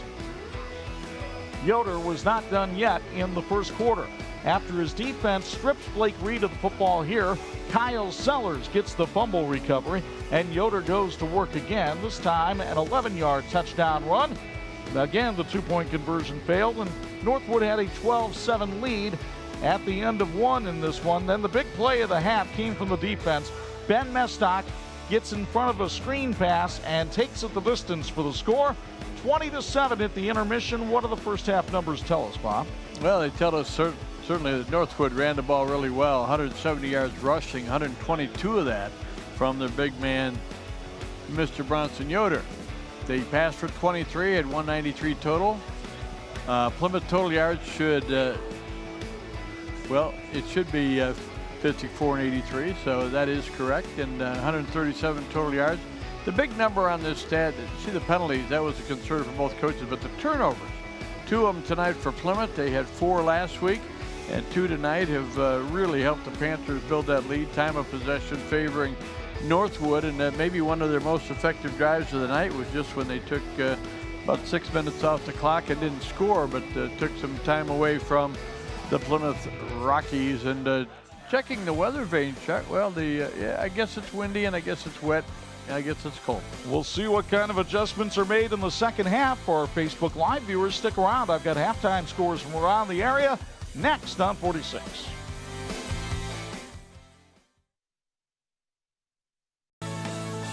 Edition of the TV 46 High School Football Game of the Week is being brought to you in part by J.B. Macri Orthodontics. Trust your smile to the experts. Plenty to smile about for NorthWood tonight. They lead it 20-7 as we get ready to start the second half. Let's go downstairs to Bo Hunt for a Bills Heating sideline report. Did you get a chance to talk with Nate Andrews at the break, Bo? Guys, I didn't get a chance to talk to Nate, but I did talk to Dave Wilson about some of the adjustments they need to make. And one of the points he made was Plymouth's throwing a lot of things at them that they didn't show last week. So, you know, a little kudos to Barron on that one of not showing everything last week. And he said, we need to make our adjustments. We need to play our football. He said, we're just trying to over pursue a little bit, and we just need to get back to our basics and play our game. He said, a little bit too many mistakes. We got to eliminate those, and we'll be fine. Guys? All right. Well, an interesting first half looking at some of the stars in this one, Bob. Bronson Yoder delivered as expected, had some good numbers, but so too did Blake Reed from Plymouth. Blake Reed, 66 yards in the game so far. He needs 5 more to get to 1,000, so he'll have a play coming up, I'm sure, we can celebrate with him on that great accomplishment. But the guy leading everybody in yardage tonight with 122 yards on the ground is Bronson Yoder. He just, tell you what, every time we come to see him play, partner, he just dazzled us with what he does and how hard he works, and a terrific athlete. I want to tell you the Teachers Credit Union understands the importance of growing your future. Whether you're growing your family, your square footage, or your business, Teachers Credit Union is here for you with financial solutions that will help you succeed. Visit tcunet.com to start growing your future today. They're federally insured by the NCUA. They're an equal housing lending opportunity lender, and they sponsored our Student Athletes of the Week. We really appreciate that. We're just about ready to go with the second half. Plymouth, with the wind at their back, will be kicking off to the NorthWood Panthers in their home black pants, black jerseys, black helmets. Plymouth in the road, red pants, white jerseys, white helmets. We got a ball game, which is what we were hoping for. And right now, Plymouth not only needs to get a good kick, but they need to get a stop against the NorthWood Panthers to start this second half. And to call the action of this sectional first round game in Class 4A, here's my partner, our Family Broadcasting Corporation Sports Director, Chuck Freeby. Cameron Van Loo gets ready to put toe to leather. It is an onside kick, and it is off of the NorthWood player, but I believe the Panthers get on it at the 49-yard line. It looked like Eddie Hildebrandt covered it up right there. Well, John Barron said they weren't coming here to play NorthWood, they were coming here to beat them. So he rolled the dice a little bit to start the second half, and NorthWood at the 49-yard line. And that is probably the best field position they've had starting a drive. They've been at their own 31. They've been at their own 34. They've been at the 41, and that was after the fumble. So this is the second best field position they've had. So NorthWood sitting right past the midfield mark, and a throw out in the flat to Jaden Miller. Miller escapes one tackler and weaves his way for the first down up to the 39-yard line. Nice pickup of 10 on the play, as it was flipped out there neatly by Bronson Yoder. Yoder has been a tremendously accurate passer this year for somebody in his first year at the quarterback position, completing almost 70% of his passes. 3 out of 4 tonight. He's looking at a 1st and 10 from the 39. Hypley in motion, Yoder to carry. Yoder has a seam and banging off tacklers. He goes down at the 27-yard line. He just brings such a physical style to the game, and you'll see it again here on the Bethel College Admissions replay. Moving the chains again, and look, there's contact, and then a couple of guys turn around looking to see if they got him down. You don't get him down by hitting him. You got to tackle him. We have said it all year long. I would guess almost half of Bronson Yoder's yards, if not more, are after contact. Got 133 of them here tonight. 1st and 10 at the 27. Yoder picks his spot this time. Still keeps those legs driving. It took 7 Rockies to bring him down after a pickup of 4. I mean, Bo Hunt, you're down there. You've seen Bronson Yoder now 3 times. What is it about his running style that makes him so difficult to bring down?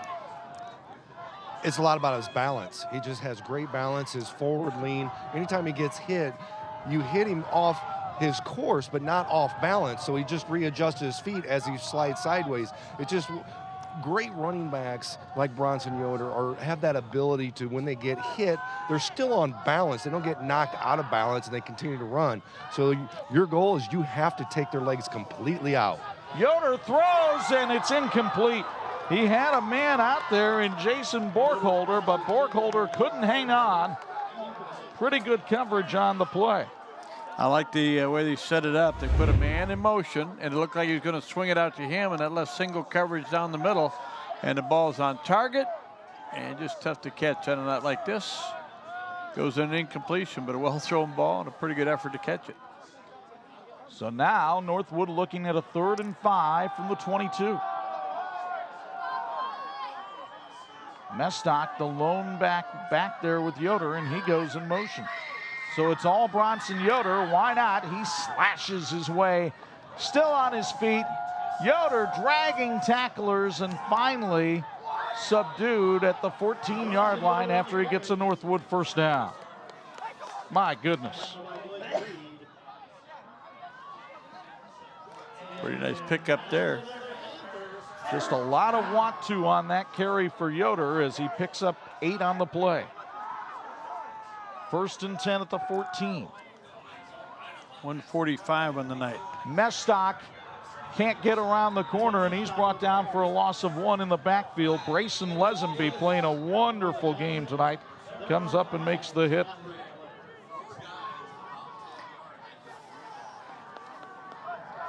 We have a flag down, a couple of them on the play.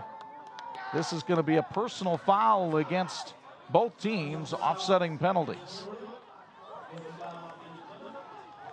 So this officiating crew, Rod Hisson's group, really trying to set a tone down here on the field.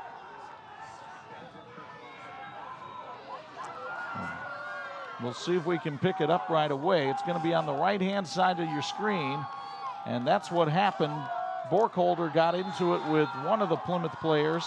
Looks like Kendall Himes at the end of that play. No, boys. 2nd and 11. Bronson Yoder keeps it himself. Dragging tacklers again. Jackson Lee finally shanghais him down at the 11-yard line. Pickup of about 5 on the play. 150 yards now on the night. Folks interested in improving all areas of your fitness program or sport, join the Strength and Conditioning Center in Mishawaka. Beacon Sports Performance. They offer youth, high school, and adult performance training. Visit the website, beaconhealthandfitness.org. Do it today. 3rd and 7. Play clock down to 7. Now it's at 3. Yoder finally coming around the right side. Convoy of blockers in front of him. Puts his head down and gets knocked out of bounds at the 2, but he's got the 1st down. They're going to say he stepped out inside between the 3 and the 2. He needed 6 yards. Let's see. He got the 1st down then. It'll be 1st and goal for Northwood. Have moved the chains on the other side. I'm not sure what the delay is. Take another look and look at this convoy of blockers that Bronson Yoder had out in front of him. Ben Mestock and Jake Lone helping to lead the charge on the outside. So 1st and goal from the 3. Yoder dropped the ball on the snap, but fell on it and went forward to the 2. Boy, you talk about something Plymouth really needs right now is that kind of a break. They've given up a lot of yardage. They've made him earn it. Give him credit for that, but hasn't slowed down Northwood. They're knocking on the door. 2nd and goal. And Yoder will look to the sidelines again. It has been all him. Would shock you if it wasn't.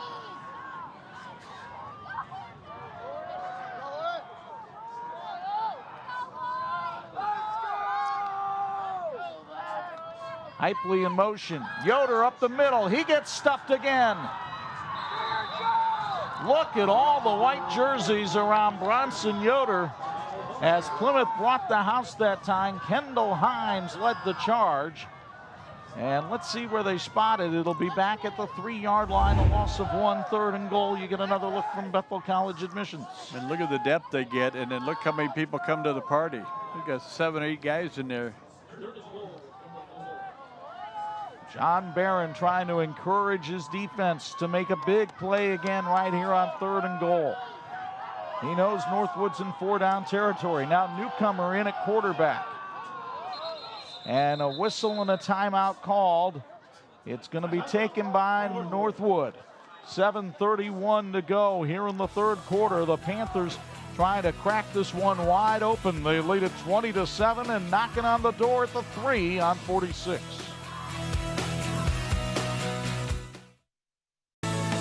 And this edition of the TV 46 High School Football Game of the Week is brought to you in part by Imagineering Finishing Technologies. IFT, where quality is a way of life. There you go. Little camp out on a weekend like this. Bring the umbrella, and well, look at the wind still blowing down there in the field, and officials doing a good job trying to keep the ball as dry as they can. But it is a windy, cold night down here. Chuck, this is the 11th play of the drive coming up, and a couple things. You know, Northwood has not turned it over. They've had a couple of loose balls. The other thing is there hasn't been a penalty in this second half, so I got a feeling both coaches, well, we had the offsetting personal fouls, but both coaches, I'm sure, got the attention of their teams at halftime. Nate Newcomer calls for the snap. He's going to try to run off the right side, but he gets thrown down on a horse collar tackle, and Kendall Himes will be called for a penalty here. And the press box just about came down on top of us as the Plymouth coaching staff upstairs stomping their feet, unhappy about that call. It certainly looked like a horse collar, but I don't know if it's Kendall Himes. Well, we'll get another look courtesy of Bethel College admissions here in a moment after Rod Hisson gives us the signal. But if you're going to throw a flag there, that's the only thing it could have been thrown on. It's a horse collar against Plymouth, and you'll see it here on the Bethel College admission replay. Himes comes over, grabs him from the jersey from behind. Got the collar. And then slung him down. Sometimes you can get the jersey and it will stretch out and look like it's a collar, but that time he did have the collar.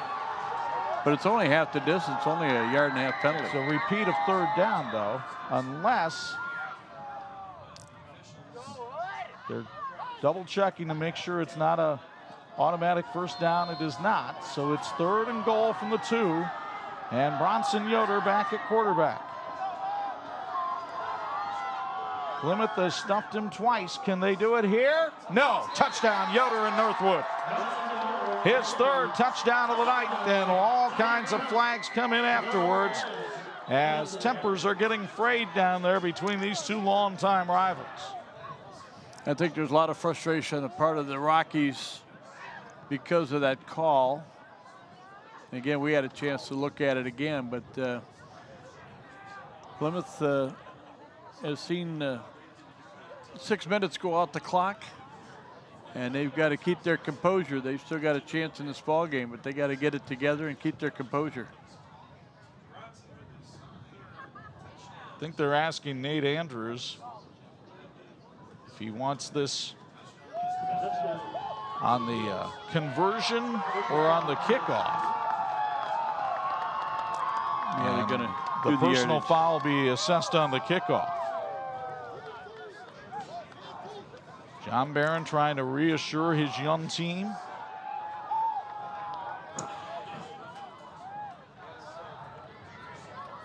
(26-7) in favor of Northwood. And it looks like Nate Newcomer is going to try to kick the extra point here, and it is blocked. So Newcomer unable to kick the extra point, and it's 26-7 Northwood as you get another look at Bronson Yoder's third touchdown of the night, his 23rd rushing touchdown of the year, key block by Ben Mestock. Pretty good execution that time. And again, you see the frustration. Somebody from Plymouth threw a forearm or an elbow after the play was over.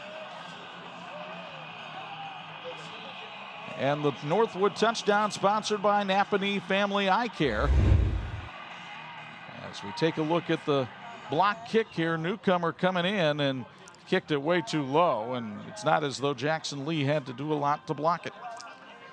5 minutes and 36 seconds on that drive for Northwood. And if you're going to win a game tonight against Plymouth in this situation, one of the things you got to do is just occupy the clock and possess the ball and don't give Plymouth much time. But again, on a strange night, wet conditions, a lot of things can happen. We got a football game. So 26-7 Northwood.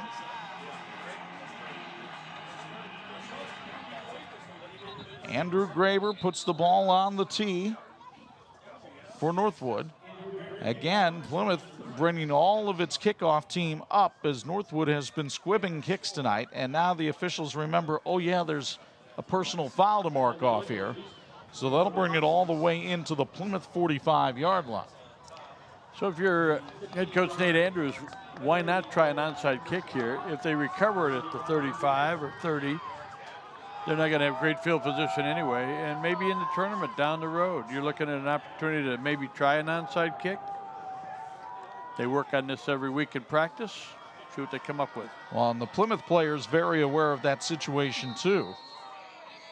As Graber kicks a line drive and it went out of bounds. As he really looked like one of your tee shots. Hey, now. I would have taken the distance on that one. So Plymouth catches a break. Folks, the teams in this game working toward a great finish. So is the team from Imagineering Finishing Technologies, partners with industries including aerospace, automotive, military and defense, medical, and precision machining. At IFT, quality is a way of life. So Plymouth takes over 1st and 10 at its own 35. The Rockies scored on their second possession of the game tonight. Haven't been able to dent the scoreboard since. Joe Barron finds Cole Filson. Filson makes the catch and picks up 3 on the play. They've been trying to hit Filson on slant routes all night. That's his 26th catch of the year. He's been a big factor in this offense this season. Halftime score in Class 1A, South Central leading West Central 36-16. An upset happening down in Lakeville as North Judson leads LaVille 13-0. Flags thrown and whistles blown as this play gets underway. A false start on Plymouth.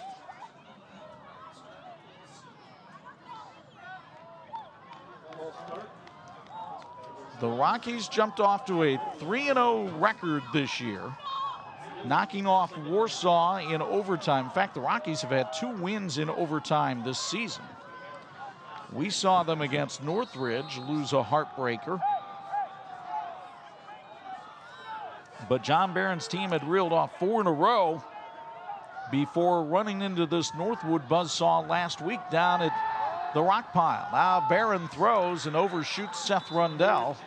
Rundell had a step on Hayden Snyder, but Barron couldn't control the throw. Quickly, it's a 3rd down and long. Scoreboard's got a little reverse. They're saying 3rd and 33 on the 12. It's 3rd and 12 on the 33, but that'll happen. Especially on a night like tonight.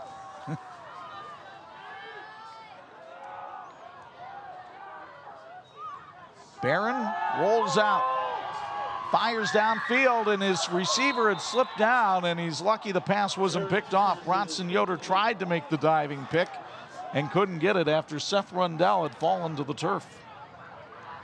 5 out of 14 on the night now for Barron, 64 yards.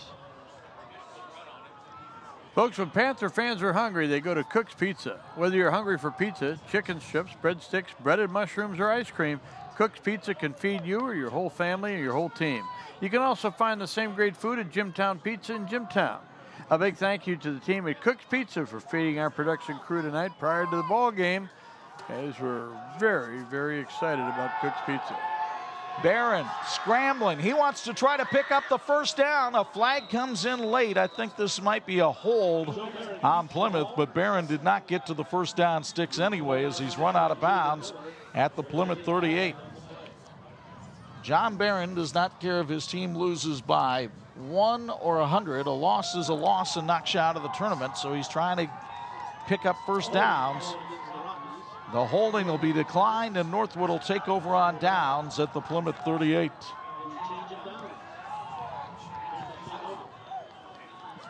And it's not as though Northwood needs a short field, but they get one here.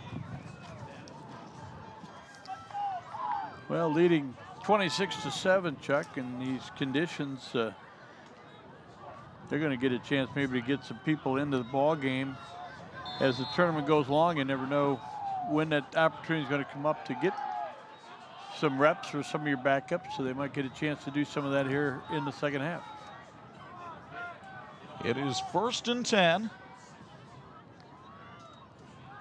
Newcomer throws it behind. That's a backwards pass, and it rolls out of bounds at the Northwood 48-yard line. Huge loss on the play as Newcomer squanders 14 right here.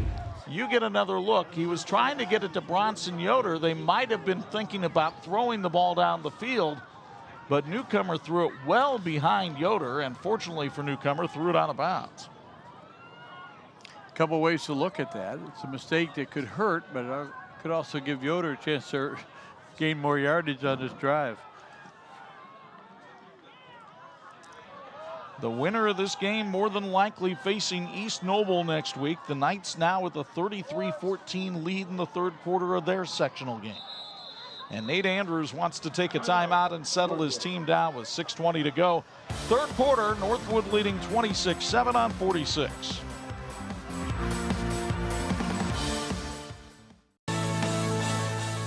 This edition of the TV 46 High School Football Game of the Week is being brought to you in part by Bill's Heating, keeping families and businesses comfortable since 1951. Well, Plymouth only had the ball for 1 minute here in the third quarter. Otherwise, it's been all Northwood. I think that John Barron, in a way, could be proud of the effort he's seeing out of his team tonight. But again, Chuck, it's just the execution on key plays, the penalties that have held them back. There's John Barron on the left, Marion High School grad. Went on down to Butler. And there's Nate Andrews on the right-hand side, and he's got some help there from Dave Wilson, who got a little camera time. Nate Newcomer on the carry that time for Northwood. Slams it across the 50 to the 49 of Plymouth. Not much of a pickup, about 3 yards on the play. And Northwood looking at a 3rd and 20. Bronson Yoder in the game, standing right next to Newcomer. We'll see, typically when Newcomer's in the game, he's the one who takes the snaps. And then Yoder is used as another kind of weapon. And Newcomer will be going behind the blocking of Yoder here, and he's got room to run. Well, Ivan Winkle comes over, flags coming in all over the play, behind the play. This one may be coming back. Chuck, I'll tell you what, you put together a highlight film of what Bronson Yoder does for you, and on this play, what a block. He blew a hole open. I could have run through. I would have got a couple yards anyway. But what a block downfield. Now, it's going to be negated. I think there are number of issues down the field, but boy, that block by Yoder was terrific, and that's what he does for you. If he's not carrying the ball, he's helping you. Nate Andrews looking on, trying to figure out what his team did wrong there. But Northwood walking back as though the penalty is against them. We shall see.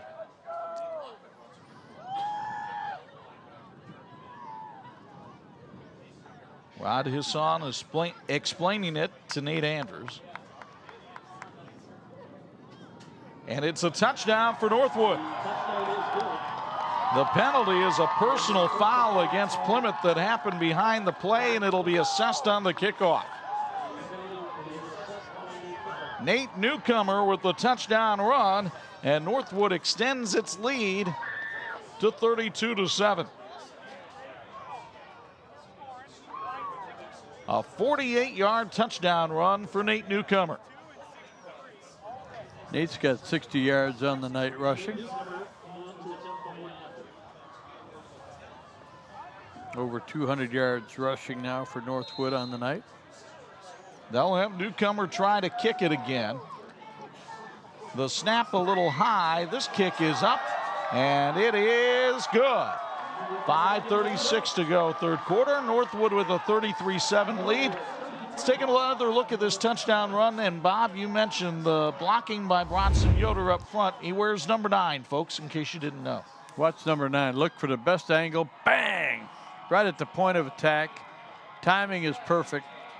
Like I say, if you got some guys that run the ball, get big yardage, run and take a play off now and again. This is a total team player. Who could I whack right here? And he did. I think he got Reed. Kyler Hypley, excuse me, threw a big block on that play. Flag had already been thrown right there, so not sure exactly what happened. Well, it was well behind the play. I imagine some more of that frustration pouring out for Plymouth, as they are now down 33-7. And this Northwood machine starting to roll. Yoder Stutzman Plumbing, Heating, and Air Conditioning has been serving Napanee and the surrounding area since 1969. They're committed to what they do and are here to serve you for your plumbing, heating, and cooling needs. Yoder Stutzman Plumbing, Heating, and Air Conditioning, building lasting solutions. Well, they have played in back-to-back weeks before, and in 2012, it was a much different story than it is tonight. In fact, Plymouth won the last game of the regular season back in 2012, and Northwood got them in the playoffs. Well, tonight, perhaps a little too much for the Rockies to overcome. Touchback here on the kickoff, and Plymouth will take over 1st and 10 at its own 20.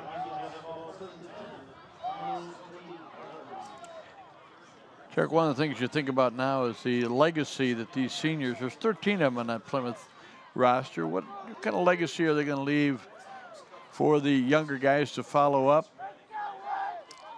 They came in here tonight. They took a 7-0 lead. It's 33-7 now. Got to keep their heads up. No matter how you look at it, you're down to about 17 minutes of varsity time in your career, maybe. Joe Barron keeps it himself on the option. Barron trying to get around the right side. Spun down after a pickup of about 8 on the play. Bronson Yoder there to make the tackle. Knox and Jimtown have a dandy going over at net field. They're tied at 14 now in the third. You know, we mentioned a few times that Joe Barron doesn't run a whole lot. His brother Jack certainly did. Was leading ball carrier in a lot of the games when he was back there. I think Joe was trying to pick and choose when he runs the football, but he can be effective there as well. 2nd and 1. They give it off, and it's Blake Reed for a nice 6-yard pickup there. Or actually, that was Blake Davis that time on the carry. Davis getting his first carry of the night. The 6'1 junior has rushed for over 160 yards this season for the Rockies. So they give Reed a little breather in the backfield with Davis. Gain of 6 yards. I thought maybe that that was going to be the carry that put Reed over 1,000. Seth Rundell on the carry. Brock Lehman holds them up while others try to strip the ball, and Rundell battles well to get a couple of yards on the play to the 37-yard line. Rundell is a weapon that has developed this year, and Plymouth will have a lot of these players back. In fact, a lot of the guys on the field right now, Barron, Rundell, Davis, they're all coming back next year for the Rockies. And they'll have a senior quarterback that knows what the system can do. Handoff. Davis taken down by Jake Lone on a nice sure tackle that time. Lone brings down Davis at the 40. It'll be 3rd and 5. Picked up a couple of yards on the play. Keep in mind that tonight Blake Reed is also playing defense, so he might be getting a little bit of a breather right now. By the way, that looked like a wrestling move from Jake Lone. Well, he was the regional champ at 170 pounds last year, finished 8th in the state, went 35-7. Barron wants to throw on 3rd down, flushed out of the pocket. Barron now on the run, and he's got the 1st down as he steps out of bounds, and all kinds of flags come in at the 46. Well, usually looks like it would be a hold. Just the reaction of Barron. He threw his head back like, you got to be kidding me. Plymouth has had a series of these kind of plays tonight. Just when it looks like they get something going, it gets called back. They had a big 60-yard pickup by Seth Rundell, called back for an illegal man downfield. Chuck, you know about Eastlake 24 Napanee? It's a full-service fitness club with 24-hour access. They never close. Just $25 to enroll and $28 a month with unlimited access to all 8 Eastlake locations. Check it out for yourself. Between Ace Hardware and Martin's Supermarket, it's Eastlake 24 Napanee. See if you can pick up the block in the back. It happened right there by the receiver and allowed Barron to go up and get the 1st down. And as a head coach, you're on the sidelines and you're thinking that's a 1st down, and why in the world did we need that? So now it's 3rd and 10.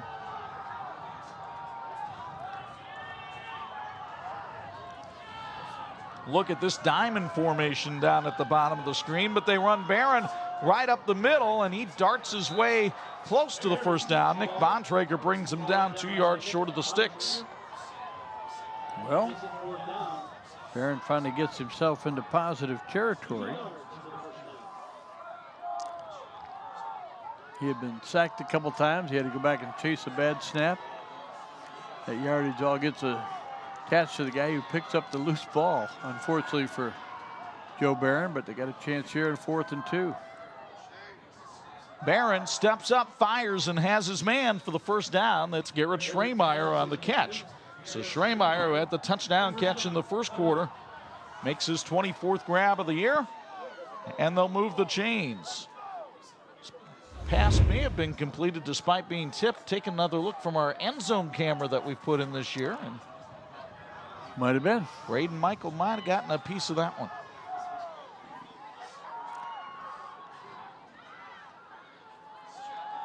Here's Barron looking to throw deep down the field. It's intercepted. Bronson Yoder. Who else? Well, I'm not laughing at Joe Barron. I'm just amazed by the athletic ability of Bronson Yoder and what he does every time he puts on a uniform. Barron trying to hit a receiver behind the secondary, but sometimes you wonder if Yoder is just baiting quarterbacks to throw his way. And in this case, he just sat out there and played center field and plucked it on down. But he had to go high in the air. He had to come down in wet conditions and hang on to it. And why am I not surprised that he did it? So NorthWood working to try to extend the lead, and Nate Newcomer is off to the races again. No, this is Jared Miller. Miller being thrown down at the 22.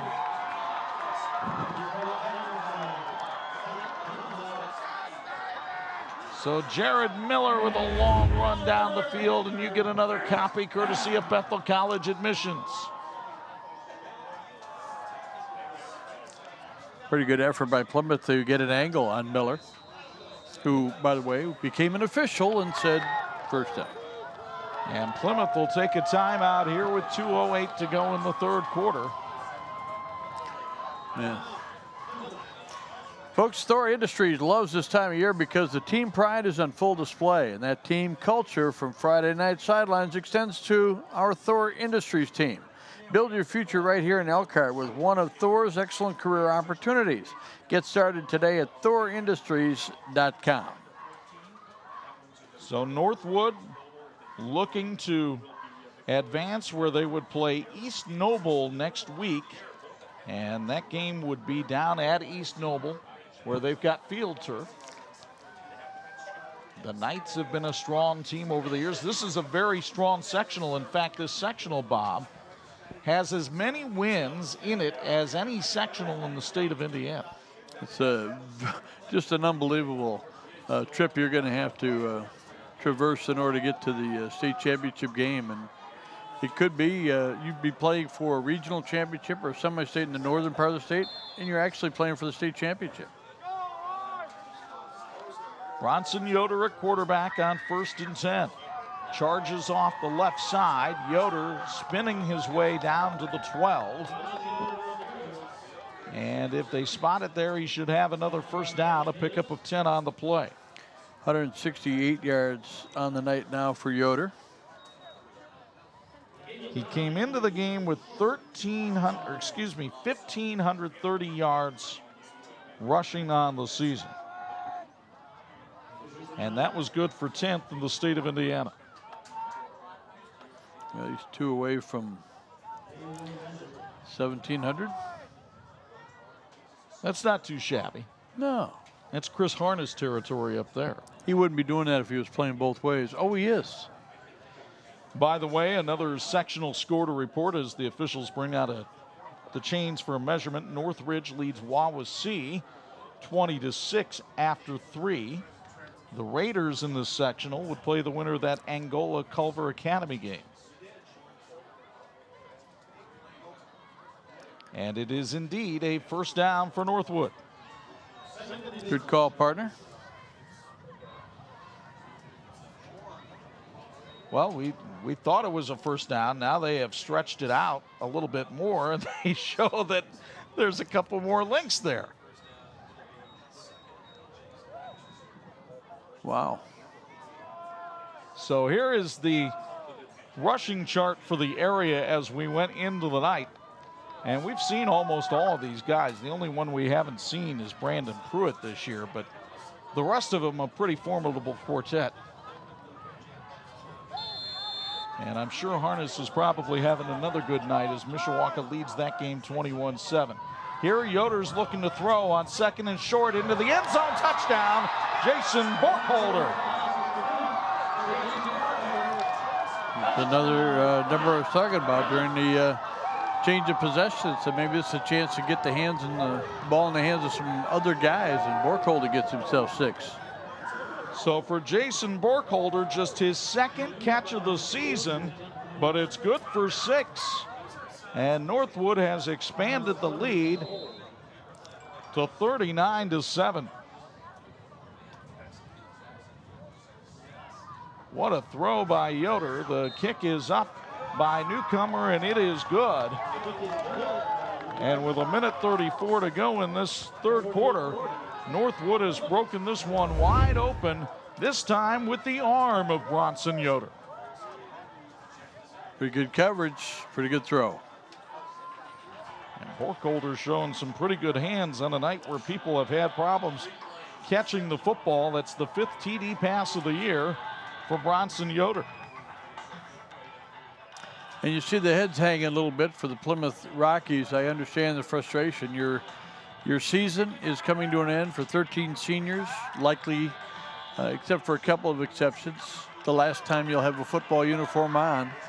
You've been part of a great tradition at Plymouth, and it's come up a little sour this season. And here in the final game, maybe of your career, and it's tough, but they're going to get ready for the kickoff. By the way, the Northwood touchdown sponsored by Napanee Family Eye Care. I want to welcome our viewers on Facebook Live tonight. Our Facebook Live stream sponsored by Lori Sumter at Phil Hahn and Associates. As John Barron looks on from the Plymouth sideline. Been a tough couple of weeks for the Plymouth head coach. And they'll have to pack away the gear at Plymouth this season a lot earlier than they had hoped to. But he does have a young team with a lot of talent coming back. 32-yard line, the line of return starts, and Plymouth brings it back to the 43. And unfortunately for the Rockies tonight, turnovers have been a big part of the football game. It started with a Blake Reed fumble when they led 7-6. Kyle Sellers had the recovery. Then Joe Barron throws. Ben Mestock with the 39-yard interception return for the touchdown. And a Bronson Yoder interception helped set up the last score for Northwood. Miller had a nice run on that drive of 49 yards, but man, Northwood is turning on the Jets now, and Plymouth really struggling. Meanwhile, ball stripped. Blake Reed falls on it back at the 35-yard line, and that's going to cost him 9 yards on the play. And he's back on the other side of the 1,000-yard mark for his career, so he's got to pick up some more yards. Loss of 9 there. Jake Lone with the strip that time. Lone has played a fine game tonight. By the way, third quarter score, Don Bungie Field, Bremen leading Woodland 35-14. Here's Barron rolling out for Plymouth. Chucks it down the field and in and out of the hands of his intended receiver. He threw it a little bit behind Seth Rundell, who couldn't come up with it. Those are the kind of things tonight where Northwood is finding a way to make those catches. And been a tough night for Plymouth. By the way, that last touchdown pass leaves Yoder 4 out of 6 on the night for 30 yards. Upset brewing over at Netfield. Knox with a 21-14 lead on Jimtown as they go to the fourth. Barron's pass overthrown for Cole Filson, and it'll be fourth down. Congratulations to Winnemac. The Warriors eliminate Caston tonight by a count of 38-16. Bill's Heating has been keeping families and businesses comfortable since 1951. You can relax knowing your family's comfort is their top priority. And Bill's Heating was voted best of the best by readers of the Goshen News 3 years in a row. Bill's Heating, proud sponsor of our sideline reports during our broadcasts. Joe Barron with an excellent punt that rolls dead inside the 10 at the 9-yard line. So that's going to go down as a 56-yard punt for Barron with no return. And Northwood will take over deep in its own territory with just 32 seconds to go in the third quarter. Proud to remind fans that the 6A teams not in action this weekend. There are fewer of them, so they get to skip around the first round. But next week, boy, a big 6A matchup at Penn's Freed Field, TCU Free Field. Warsaw Tigers and Penn. That could be an interesting ballgame. Well, that might be our sectional semifinal next week. We will figure out where we're going to go and post it on Twitter and Facebook Monday. But we will have an IHSA sectional semifinal from one of the 6 classes next Friday night at 11 and Saturday morning at 9 on your home for high school football, TV 46. So Northwood has it first and 10 back at its own 9. And a flag thrown and a whistle blown once again. A delay of game called here against Northwood will take them half the distance to the goal line. First penalty of the second half for Northwood after a tough first half. So, well, again, I'd say the first one that's been walked off. The previous, both teams had offsetting personal foul calls, and so there was no walk-off as far as yardage. First and 14. Yoder hands it off. Kyler Hypley. And he gets grabbed by the face mask and spun around at the 4-yard line. My goodness. Better have some strong neck muscles to hang on to that one. Yep. You just...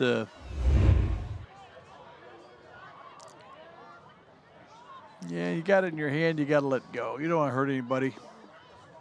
Instead, he spun him into a 360. That, you know, sometimes you get 5 yards for an inadvertent and then 15 for a, that should have been a 30-yard penalty. And again, you got a composure thing here. You got some frustration. I understand it, but John Barron doesn't coach that way. So you got to get their heads up. Well, that'll be a 15-yard personal foul. Nate Anders coming over as Cameron Van Loo came over to the Northwood sideline to apologize. 80 yards in penalties now for the Rocks. And that's an automatic first down for Northwood up to the 20-yard line with 27.5 seconds left in the quarter. Yoder's still in there at quarterback. Drops the snap and then gets tackled from behind after a loss of 10. Kendall Himes, one of the people back there, as Yoder will dig some of Andrews Field right out from under his helmet. Yeah, you just got to be careful here. This is a game. Replace your divots. It's a game where Northwood has had control of the game, and you want to make sure you don't lose anybody in this fourth quarter. Well, the sod on the helmet's about the only blemish for Northwood in the third quarter. They had quite the stanza thanks to that young man. Bronson Yoder ran one in, then threw a key block for Nate Newcomer, and then Yoder hit Jason Borkholder for a touchdown. And it's all Panthers tonight. The #1 team in the state leads at 40-7 on 46. Edition of the TV 46 High School Football Game of the Week is brought to you in part by the Indiana High School Athletic Association, partnering with TV 46 for 28 years. It has been a cold, miserable night on the sidelines for Bo Hunt. If he had Bill's Heating, not only is a sideline sponsor, but as in his house, he'd be fine once he gets home. But Bo, can anybody or anything derail this Northwood Express? I think it's themselves. They can do it to themselves. I talked about it before the game, and you asked me about what do they need to do here. They need to compete against themselves. And the first half, they had a little bit of a hard time doing that. They were out there kind of going through the motions a little bit. Once they got going, and once they got their emotions into the game, they started really competing against themselves and trying to become better every single play, every single down. And you get here to the fourth quarter, and they've really done that. And they're going to enable to go on and be able to make it down to the state finals, win a sectional, whatever it is that they go. They're going to have to keep doing that over and over again, week in and week out, competing against themselves, competing against each other, and just pushing each other day in and day out. Well, Northwood picks up another first down on the first play of the fourth quarter.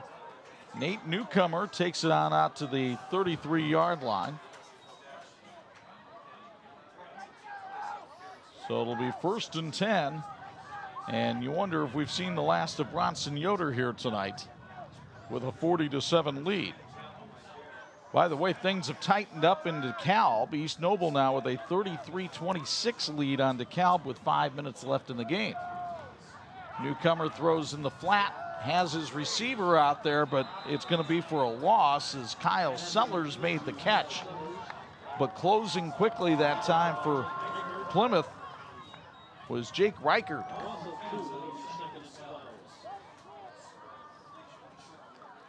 So it'll be 2nd and 12 from the 31-yard line. I think Nate Andrews would love to have a drive that eats up about 8 minutes of what's left on that clock. He has no desire to pound any lumps on the Plymouth Rockies, but you can't tell your kids to go out there and not try to score.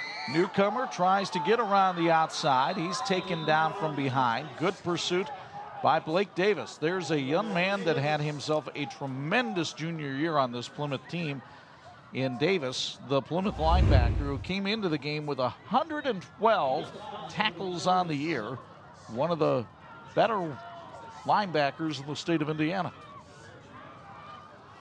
Northwood now with over 300 yards rushing on the night.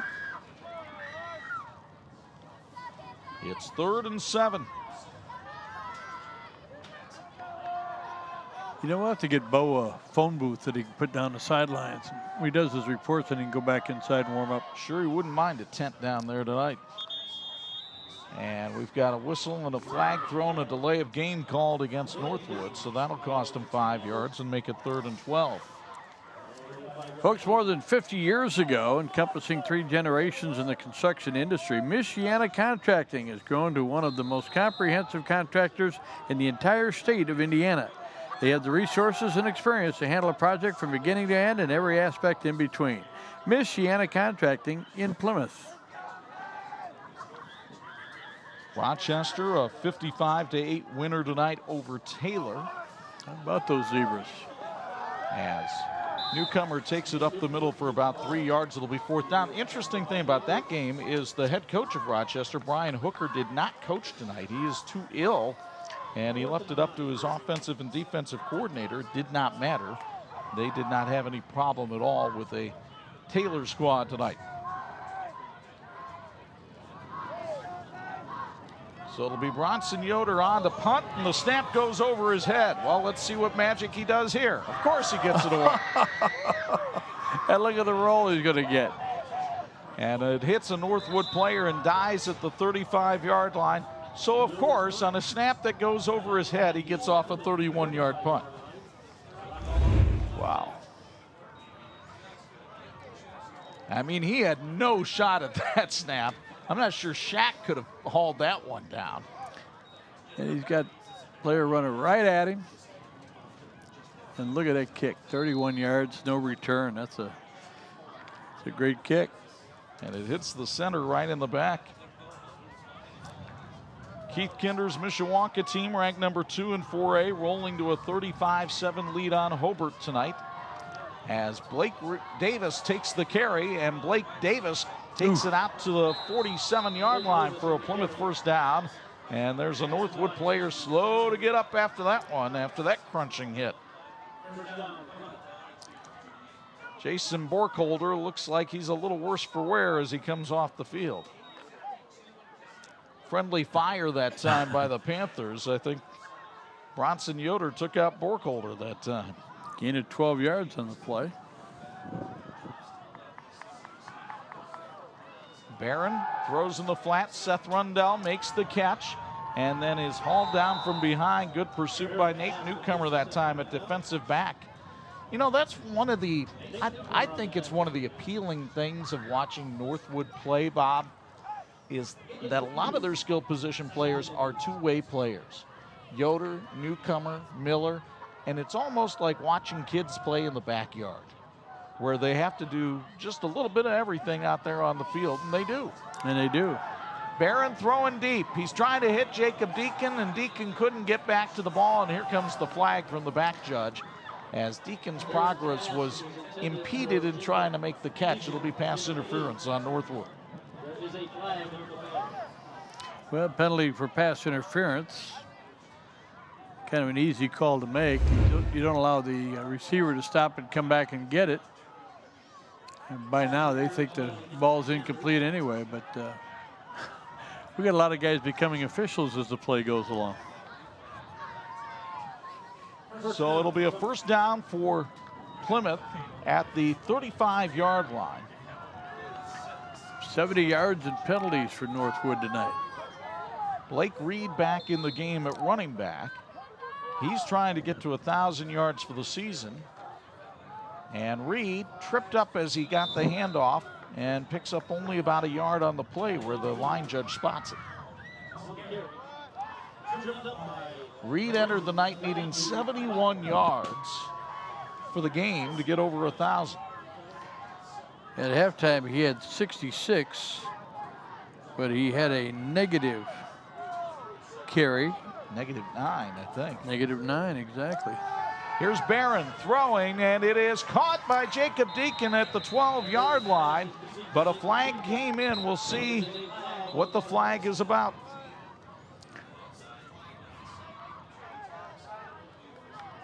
Well, Plymouth seems to be feeling pretty good about this one. I don't know if they roughed the passer, maybe.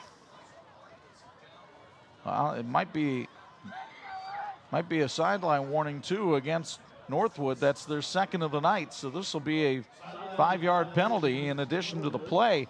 But that 22-yard pickup by Joe Barron makes him the Plymouth single-season all-time passing leader, as it puts him past Chad Clinton on the all-time chart. Kind of funny, we were talking about that during the week, and Plymouth hasn't had a lot of prolific passers. Not to downplay what Joe Barron has done this year, but they haven't had a real effective passing quarterback in quite a while. Barron throws. Seth Rundell. This is a running play here, and Rundell is brought down at the 10-yard line. It's a loss of 2 on the play.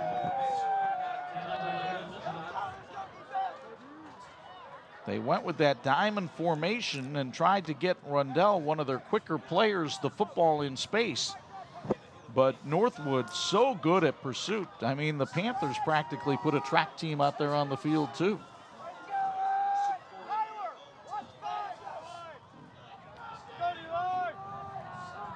Barron on 2nd down, gives it to Blake Reed, trying to get around the corner on the left side, but just too many black jerseys out there in pursuit. Newcomer out there along with Nick Bontrager, and Reed can only get a yard on the play. It's 3rd and goal. So the Northwood defense, with mostly the starters out there right now, trying to keep Plymouth off the scoreboard here with 6:21 left in the 33-point ball game. Reed is 10 yards away from reaching 1,000 yards.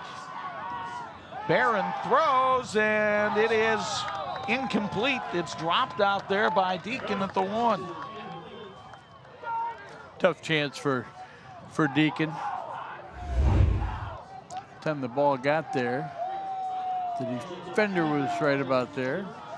He's looking down the field, see if I can get in the end zone. Can't get there without the football.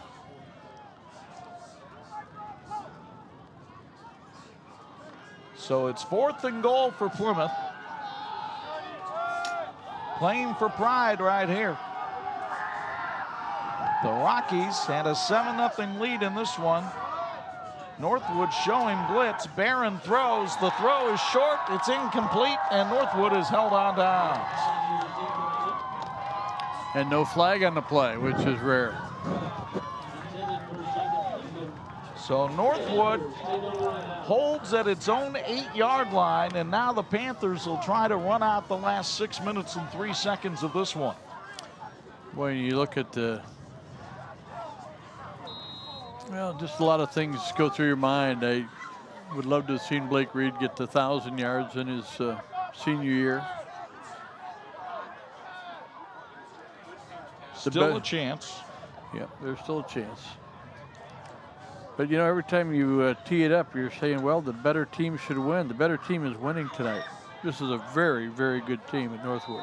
Northwood going for a carry right here, but no yardage to be gained as Cameron Van Loo is able to make the stop on a new running back in the game. That's Taylor Wiegand, 5'10" junior.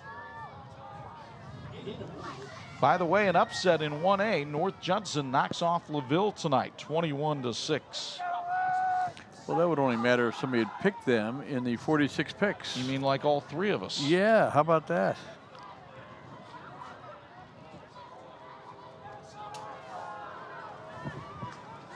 Second down, another handoff. It'll be very simple here for Northwood the rest of the way as Wiegand gets another carry.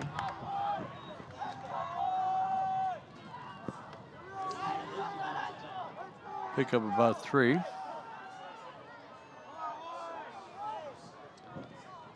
Northwood just trying to drain some play clock here before the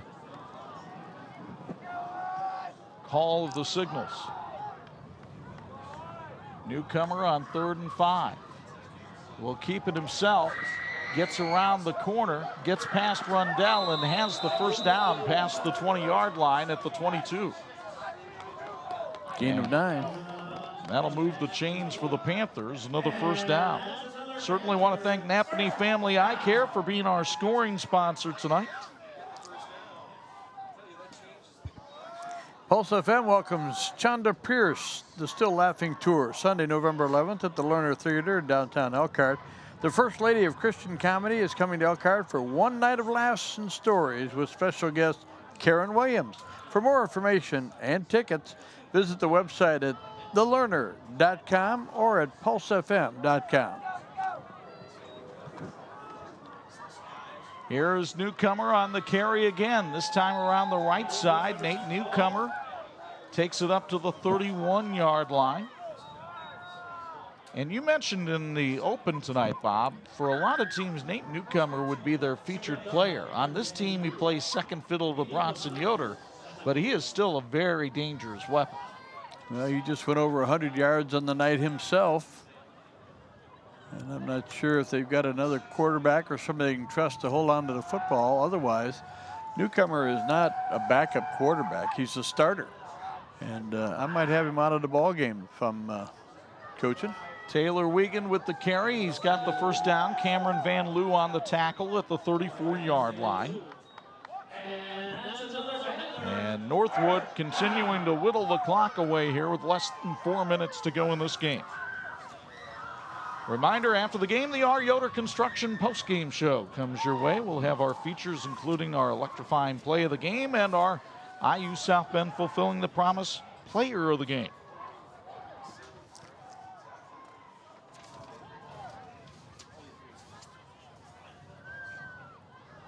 Triton with a 34-12 win over Culver tonight. Triton will play Winnemac in the semifinals next week. That'll be fun.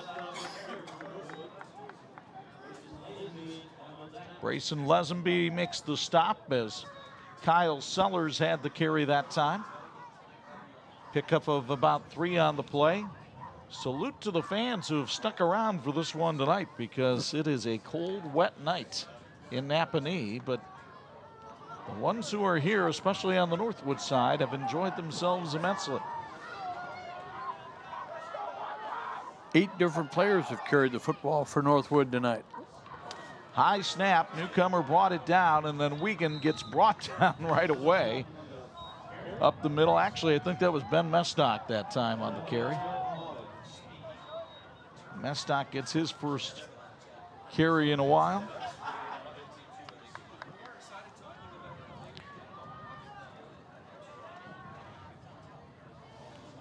As Northwood just doing its best to run the clock here and take away victory number 10 of the season. Well, last week, 56-8. A little bit different. A little bit better performance, I think, by Plymouth. But Newcomer trying to get around the outside. Rundell knocks him out of bounds at the 41-yard line.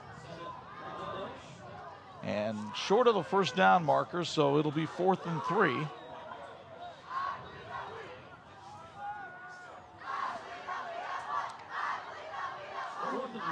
you get a 4th down, they get another first down, the game will be over. It is, Plymouth just jumped offside, though. My goodness. Is there a French word for coup de grace? 90 yards and penalties now for Plymouth. Imagineering Finishing Technologies is an Indiana company that impacts industries worldwide. Over half a century of quality and excellence has made us the industry knowledge source. We support the efforts of the young people in this game tonight. We're working toward the same goal after all, and that is a great finish. So 1st and 10 from the 46. And now Northwood can go into victory formation and just take about 2 more knees, and this ball game will be over. And the Northwood Panthers will move to 10-0 on the season, ranked number 1 in Class 4A. Plymouth season will end with a record of 6-4, but a lot of terrific talent coming back for the Rockies next season. 2 teams already starting to shake hands out on the field before the play.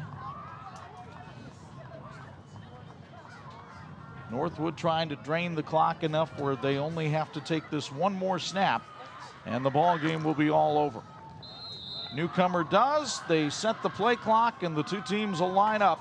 Northwood will come out of here with a 40-7 win over the Plymouth Rockies.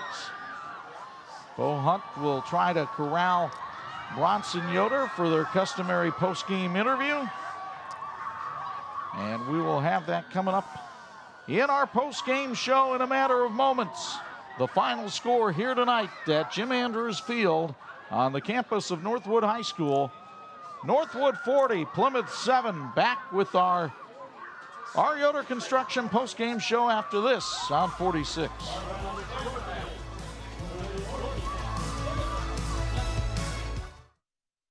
watching the WHME TV 46 High School Football Game of the Week. Brought to you by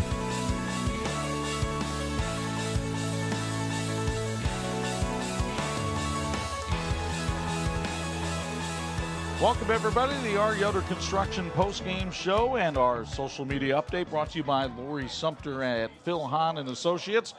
The Northwood Panthers standing tall over Napanee tonight with a 40-7 win over Plymouth in round one of the tournament. Chuck Freeby and Bob Nagel high above the fray. After what we saw from Northwood against Plymouth last week, kind of what we expected tonight. Yeah, we were hoping for a ball game, and it seemed like when Plymouth got on the board first, we might indeed have that. And then it was only 20-7 at halftime, and 7 of those points were one of the touchdowns that come on a pick six. So actually, Plymouth had done a pretty good job, and you know, you try to hold a guy like Bronson Yoder in check. That's tough to do. But then the second half, Plymouth had some adversity. I thought they did have one bad call on the sidelines, but you just got to pick yourselves up. And they a little undermanned tonight. The best team won this game tonight, and we'll move on. And the best player on the field was, once again, Bronson Yoder. He's our IU South Bend fulfilling the promise player of the game, and he's standing by now with Bo Hunt. Standing by with our player of the game, again, Bronson Yoder. Bronson, just a great game out there. Talk about the confidence coming in this game from last week. Big win last week. What was your guys' confidence level coming in? We had a lot of confidence, but we knew that they were going to be a different team. They're going to come out a lot stronger, a lot harder, just because they didn't want to. It's win or go home, so they're going to come out a lot harder. So we just took that into effect. So yeah. They threw some different sets at you guys in the first half. Talk about those adjustments at halftime. They just came out. They went through a couple plays, couple pages of their playbook, and we just had to adjust to that the way we did. And in the end, we got it done. So it's good. Got a pleasure to talk to you a few times now during this season. Let's get to know you a little bit more. You got any rituals you do before a game day, stuff like that? Yeah, I go to my friend's house and I eat Jimmy John's before every game. And then right before we go out, I play You Can't Stop Me by Andy Mineo. So, hey, good luck the rest of the sectionals. We'll talk to you later. Thank you. Back to you guys. It's been a prophetic song because nobody has been able to stop him yet. It's kind of like that windmill, just keeps going round and round and round. Time now to look at our electrifying play of the game, brought to us by the electrical workers of Local 153. That came from the Northwood defense, their 10th return touchdown of the year from Ben Mestock on the screen. A little bit overthrown, tough conditions again, but makes the pick, gets in the end zone. Chuck, if you weren't here and somebody said, what do you think happened in that game tonight? You'd say, well, Plymouth probably had some turnovers. Northwood probably had a defensive score. They probably got a good game from Yoder, and that's exactly what happened, and that's what the good teams do. When they, no matter the level you're at in the tournament, you got to play hard, you got to get better every week, and you've still got a goal of getting downstate and making a difference in that state tournament this year. It's going to be tough because, again, this is the toughest sectional, no question about it, in the state of Indiana. They'll get in those cars you just saw in the parking lot, and they'll head for Kendallville, Indiana next week, where Northwood will take on East Noble, a 33-32 winner over DeKalb tonight. And so it's Northwood and East Noble on that side of the bracket. Northridge likely to play Angola. The Hornets had a 10-point lead on Culver Academy going to the fourth. That'll wrap up our coverage tonight from Jim Andrews Field. Our thanks to our TV 46 crew who braved some very difficult conditions tonight to bring you this one, led by our man Joe Fratina calling the shots tonight, producer, director, and technical director, and a big cast of people who have a passion for high school football and show it the way they bring you this action each and every week on TV 46. A reminder, next Friday night, a sectional semifinal. We'll post it on Facebook and Twitter on Monday and let you know where we're going and what teams we'll be showing. And don't forget, Big Ten football on the radio on Saturday. It's IU and Penn State at 3:30. Purdue and Ohio State at 7:30 on Pulse FM. Now from our broadcast partners, the Hall of Famers, Bob Nagel and Bo Hunt. Chuck Freeby, the final score. Number 1 Northwood beats Plymouth 40-7. So long from the Nexus of Napanee.